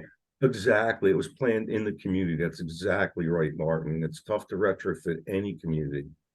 I mean, so getting back to this list, I think it's going to be hard for us to put anything on transportation here because it's not a concrete item. And so really what we want to have here are concrete items that can be worked, they're actionable.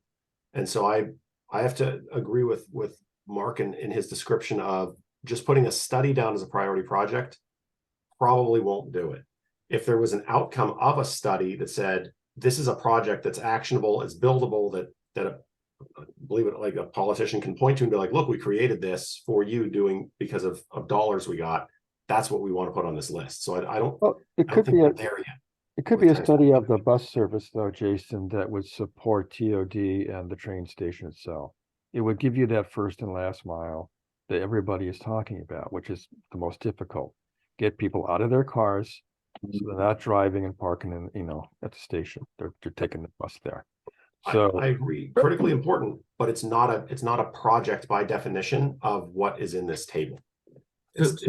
Getting back to the table. Go ahead. Who was that?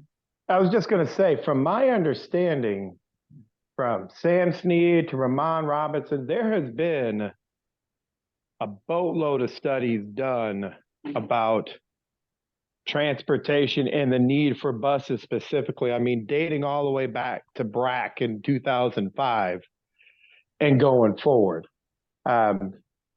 Unfortunately, a study is usually needed to move a project forward, but that would be the only value, in my opinion, to do another study, is if it was to advance getting a project done. But I am fairly confident Sam Snead just did a study, or was in the process of doing a study no more than 18 months ago. Yep. Specifically addressing mass transit needs. So, sir, and I apologize, I couldn't read your name on here. The only reason why I would say no to a study is because I think there's one done, and it's probably been done within a reasonable time frame to where the data is still valid. I would think I would advocate for this bus stop improvements, because I think in a way it could kind of get at that. The visibility is part of the problem with the public transit. And I think if we get to that visibility piece by having those bus stop improvements, it could potentially have a good domino effect of leading to more interest in these other projects for the bus system. yeah, that sounds really good. Yeah, so we have to have a bus route in order to have stops, which we have some of that, but I think that you're right, and I also think it's a very fundable item. It doesn't cost, it's about $20,000 with a pad. There are companies that will do it for free for the county. Unfortunately, what they want in return is to be able to put advertising on it, and that sometimes is unpalatable for communities. Another discussion, we don't need to get into that, but I think that the bus stop improvements is a good one to be moved up, and I also think it's a reasonable thing to use the TIF funds for. So again, that opportunity to self-fund some of these projects that taxes have been earmarked for improvements for this area. Let's figure out what they are. Pine Street extension, the flats at 170, you'll be doing that. The bicycle amenity pedestrian, I think it's important. We talked about that. I don't know who's doing that. Odenton Road and North Patuxent sidewalk. Has that been done, Mark? It says funding not yet determined, but wasn't there sidewalk done up there?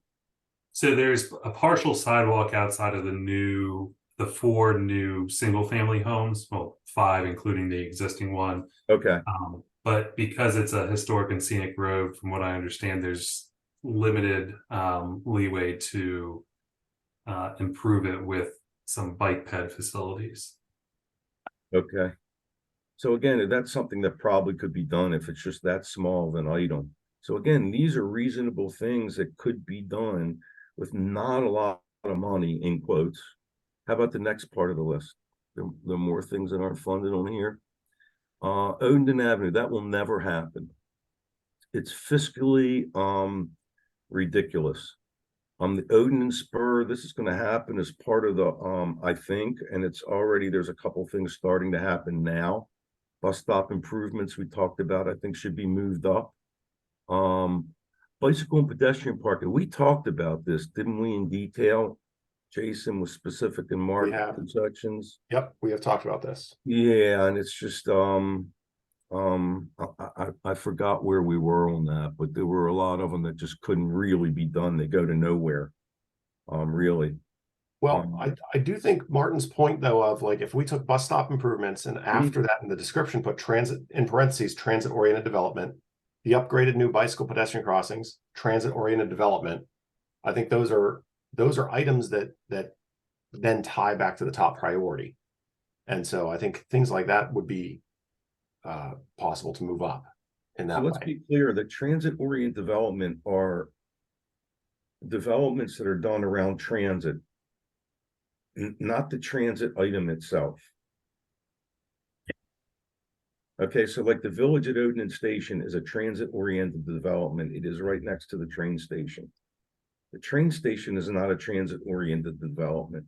I guess maybe the garage could be considered.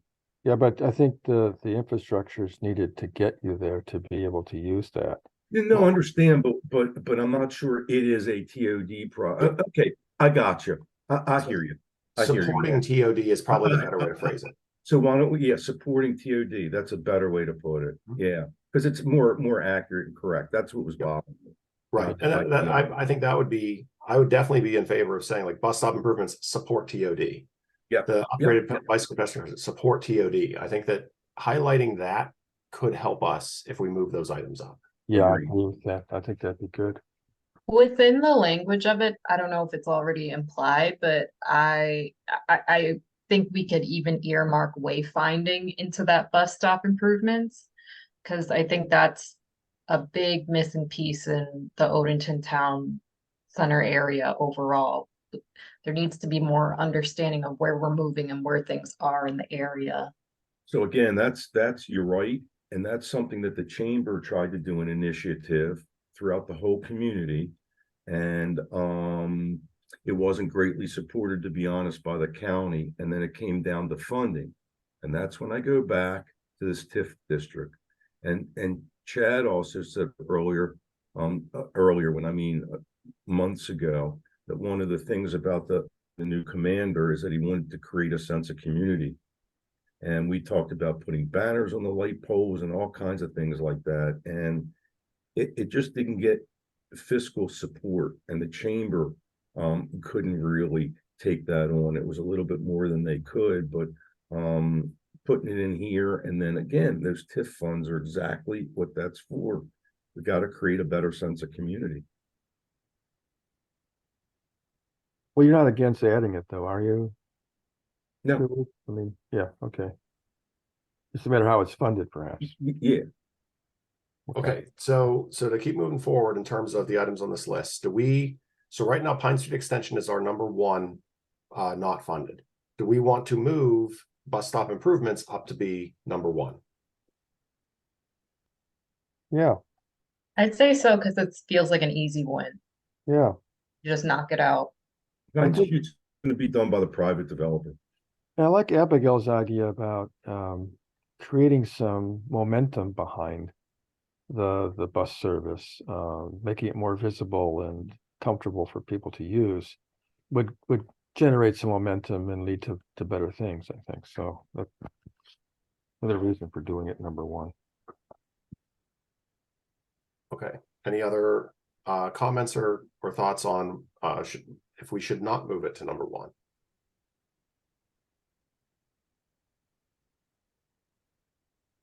Okay, so Sam and Mark, it sounds like bus stop improvements would move to number one. Do we want to then have a, in parentheses below it, say, open parentheses, supports transit-oriented development? I would say yes. I vote yes.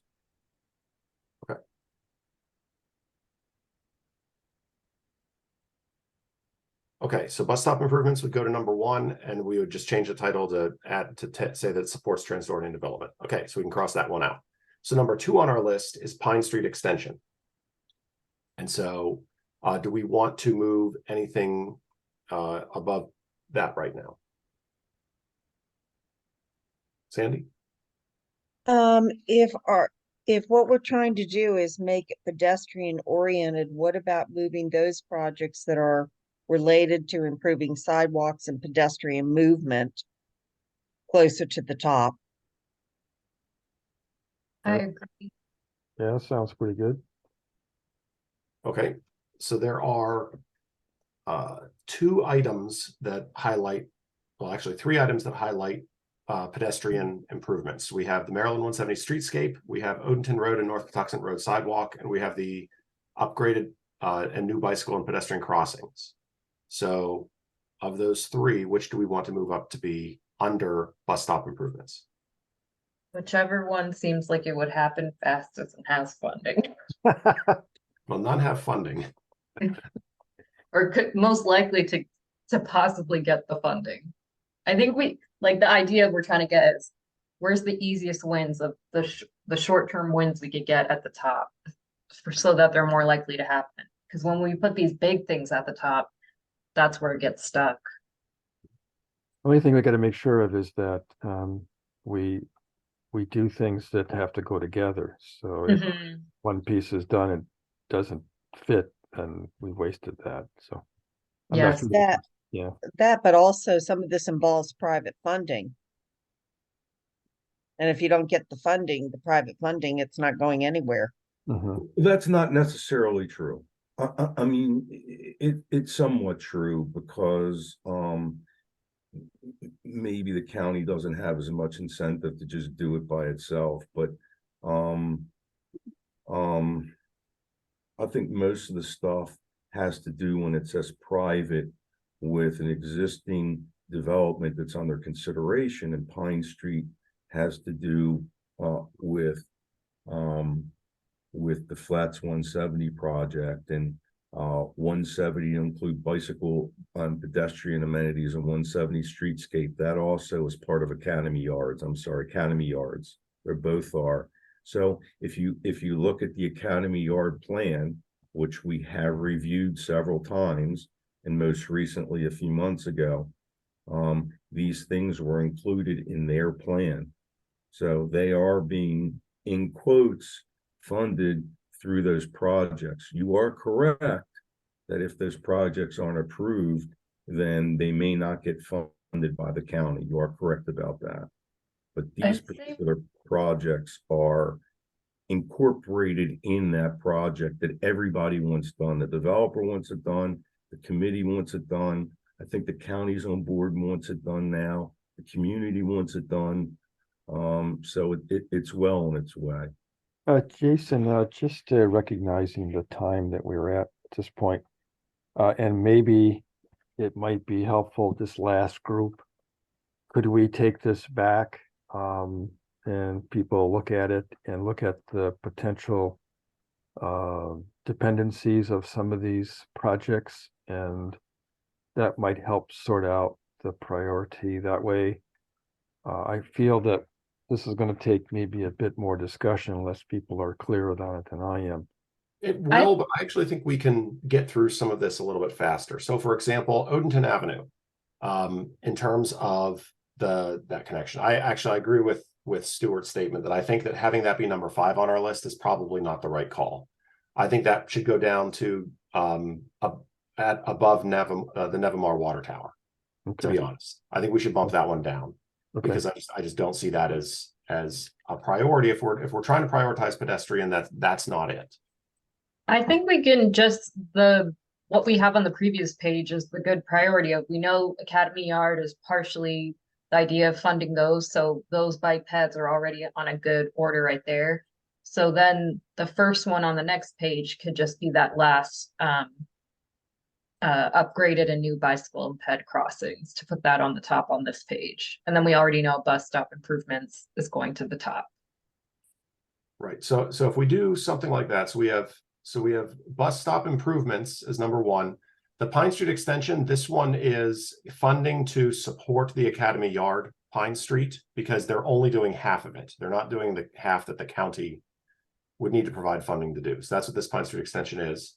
I would agree. Actually, it seems like if we do, it really comes down to the Maryland 170 streetscape, or the Odenton Road, North Patuxent Road sidewalk, or the crossings of 175 that are the upgraded new bicycle pedestrian.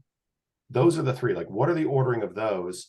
And then I would say the Odenton rail spur is number 4. So those are the 4 items we really need to prioritize. Once we get past those, we pretty much are done. So it's really, do we want our number, do we want the crossings of 175 by the Dairy Queen, or do we want Maryland 170 sidewalks to be higher, or do we want the Odenton Road and North Patuxent Road to be higher, or do we want the Odenton rail spur that connects Academy Yard to the library to be higher? And that's really what I think, that's the decision space we're in, to be honest.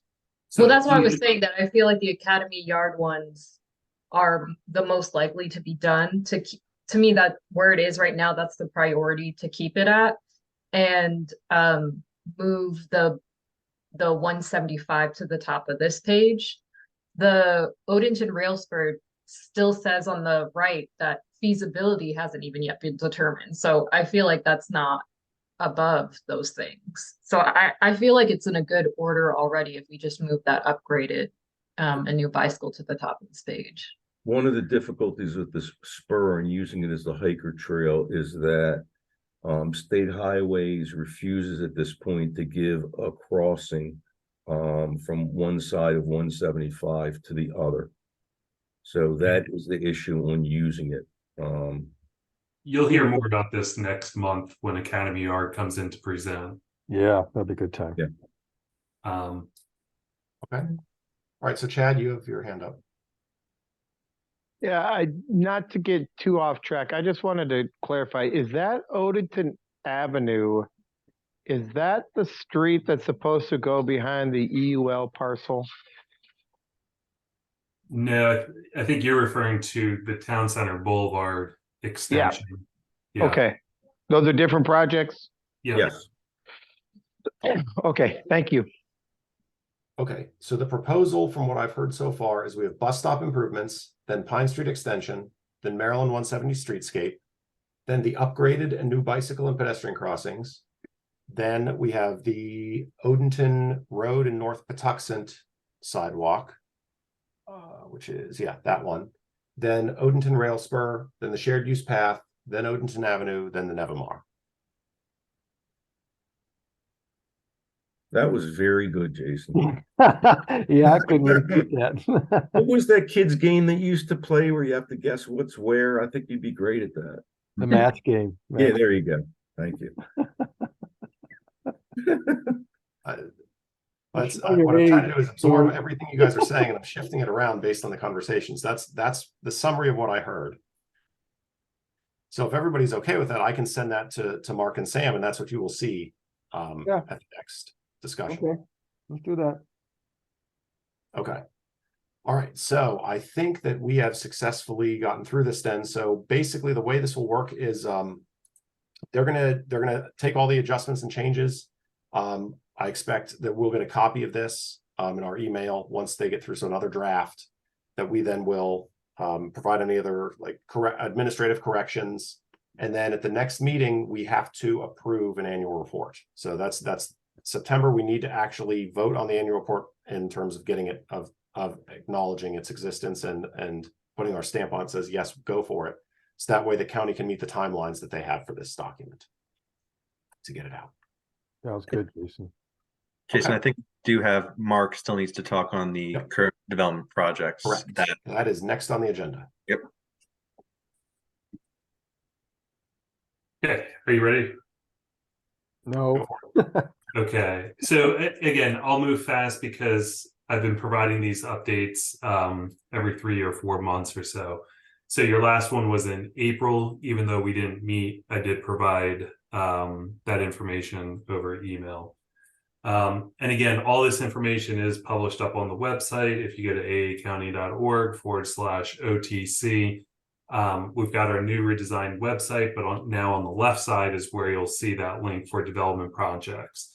You'll see the link for private development projects as well as then capital projects. It's a list as well as a map for both of those items. So again, I'm just going to highlight where there were changes in the status or any other updates for these projects. So I'm not going to cover every project. So starting off with number 4, this is the Starbucks at the proposed Starbucks at the corner of Annapolis Road and Baldwin Road, where if you remember, they're looking to do a sort of an overflow parking lot for the apartment complex just to the north of the site, as well as do a Starbucks restaurant. One of the latest iterations or submittals, I'll say, has a redesign of this project, and we're advocating to the applicant that they come back to the advisory committee and show you this redesign, because it is a substantial redesign of the project. So just sort of have that on your radar, that project may be coming back to the advisory committee for another presentation in the next few months. Number 6 is Odenton Town Center at 7 Oaks, Lot 4. If you remember, they came in here, gosh, it could have been, oh, it was June, yeah, over a year ago, and they talked about having 3 apartment buildings with roughly 886 multifamily dwelling units. 15% of those units would be workforce housing. Because this property owner has several lots that they own within this area, they're partly responsible or will actually need to build part of Odenton Avenue to access some of their other landlocked properties closer to Maryland 32. And so what they need to come back to the advisory committee is talk about this redesign of Odenton Avenue, where that may be rerouted, as well as any additional modifications that they've discovered as a result of sort of, again, working through the process. I think they also want to show some architectural renderings of those buildings as well. So more on that, they're tentatively scheduled for November. The parking garage, which is number 8. Again, I've got 2 number 8s on there because it is really the same property. Their first step was to get that lot consolidation, which they presented several months ago. That has now been recorded. That will be taken off of this list next time it's represented in another 3 or 4 months. But going back to the parking garage, John Giannakos from Medco, I think most folks know him as sort of the lead of this parking garage. He'll be presenting next month. Still getting some more word on whether it is just a general update or whether they're actually now getting to this process where they can actually submit an application, and whether the advisory committee needs to make a formal recommendation. As you remember, they came by, a couple of their consultants attended the meeting last month to talk about the wetland buffer modification. Business Park, Lot 4. If you've driven on Maryland 32, you can look south and you see the actual flex warehouse building has been built. So we're understanding that is complete. And again, that will be removed after tonight's meeting, or again, before we go over this list again. Sheets has submitted their application, so they're still in that preliminary plan review. Academy Yard, number 13. Again, they have been making some progress with some potential tenants, and will be presenting at our September meeting. Okay. And again, it's a slight redesign of the project. They'll be able to talk about how they are planning to phase some of these elements. I'll leave that up to them to discuss more. And then number 14, Bonaventure lots 7A through 12A. Again, if you remember, this is for 6 single family lots on Brightwood Avenue. One lot has come in for a grading permit. And again, I assume that that's market based. They're not going to come in and just build 6 homes on spec. They're just going to come in as interest is drawn for somebody to buy the lot and build a house. So again, those are our updates on those current development projects or items that have been presented to the committee. Okay. Any questions for Mark? Okay. All right, thanks, Mark. Okay, so that takes us to advocacy and new business. And so something that we need to just, if we want to make a decision today or not, is October. The current scheduled meeting, the last Tuesday of the month, is October 31st, which generally causes problems for community members as well as those of us who have kids. And so one of the questions would be is, do we want to pull our meeting back 1 week to the 24th to allow for the 31st to be free? Any thoughts or comments on that? I make a motion, we move it to the 24th. Okay. Is there a second? Second. Okay. Any discussion? Okay. So then all in favor of moving our meeting from the 31st of October to the 24th of October, say aye or raise your hand. Aye. Okay. The opinion of the chair, the ayes have it. So, so Mark, yes, let's move our October 31st meeting, please. And so then one other thing about meetings, it has been 1 year since we had an in-person meeting. And so one of the questions would be is, do we want to have an in-person meeting this fall? Martin and I had discussed this a little bit, and he brought up the point that we're seeing more news reports about COVID. So it's perfectly understandable if people don't want to do that as well. So I figured I would just pose that out to the committee for your thoughts, because we have 4 more meetings for the remainder of this calendar year, potentially, assuming we don't cancel the December meeting like we typically do, because very little happens in that month of submissions. So I want to see if anybody any thoughts on when if we wanted to have an in-person meeting at all in 2023, or if we just wanted to kick that can to 2024.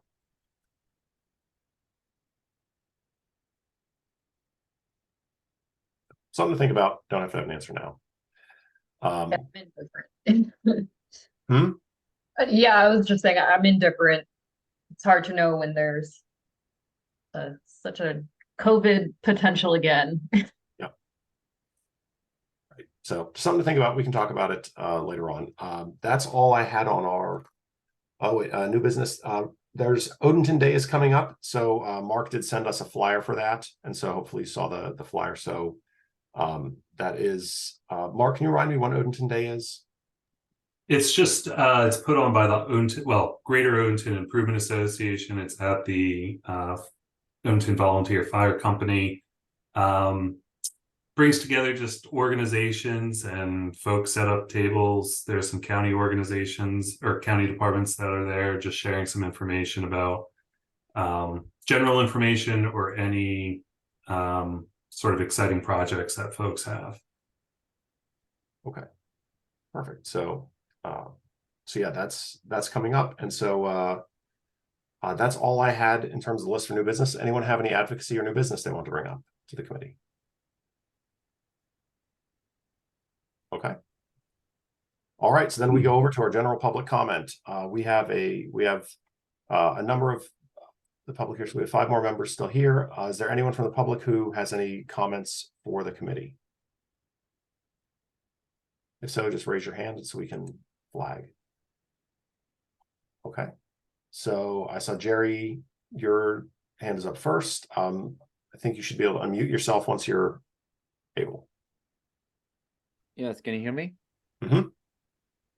So I been finished to your entire discussion about pedestrian safety and all, but is there any actual priority or even listing of trying to put crosswalks on Town Center Boulevard north of 175?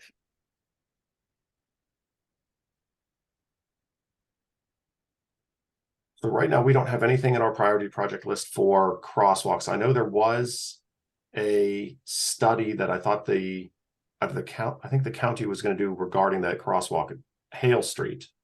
I'll have to look at the Grid Streets project to see if they included any crosswalks across Maryland 175. But the only existing one sort of in the core areas there at Town Center Boulevard. What about crosswalks across Town Center Boulevard to connect the Grid Streets to as they cross Town Center Boulevard? I can verify that in the Grid Street study. Yeah. Okay. Thanks, Mark. The reason why I ask is because it does have a significant amount of pedestrian traffic. Then one of the highest densities in the area, yet has no crosswalks across the whole street until you hit 175. That's all I had. Thanks. Thanks, Jerry. Okay, DH, I think that's Darby. Hi, can you hear me? Yep, we can. Oh, great. So you're presenting for the county council in October. Is that the new plan instead of September? Yes, we're still working on a date, but we do anticipate on the county for the Office of Planning and Zoning introducing the bills to adopt the Odenton Town Center Master Plan and the code revisions in October.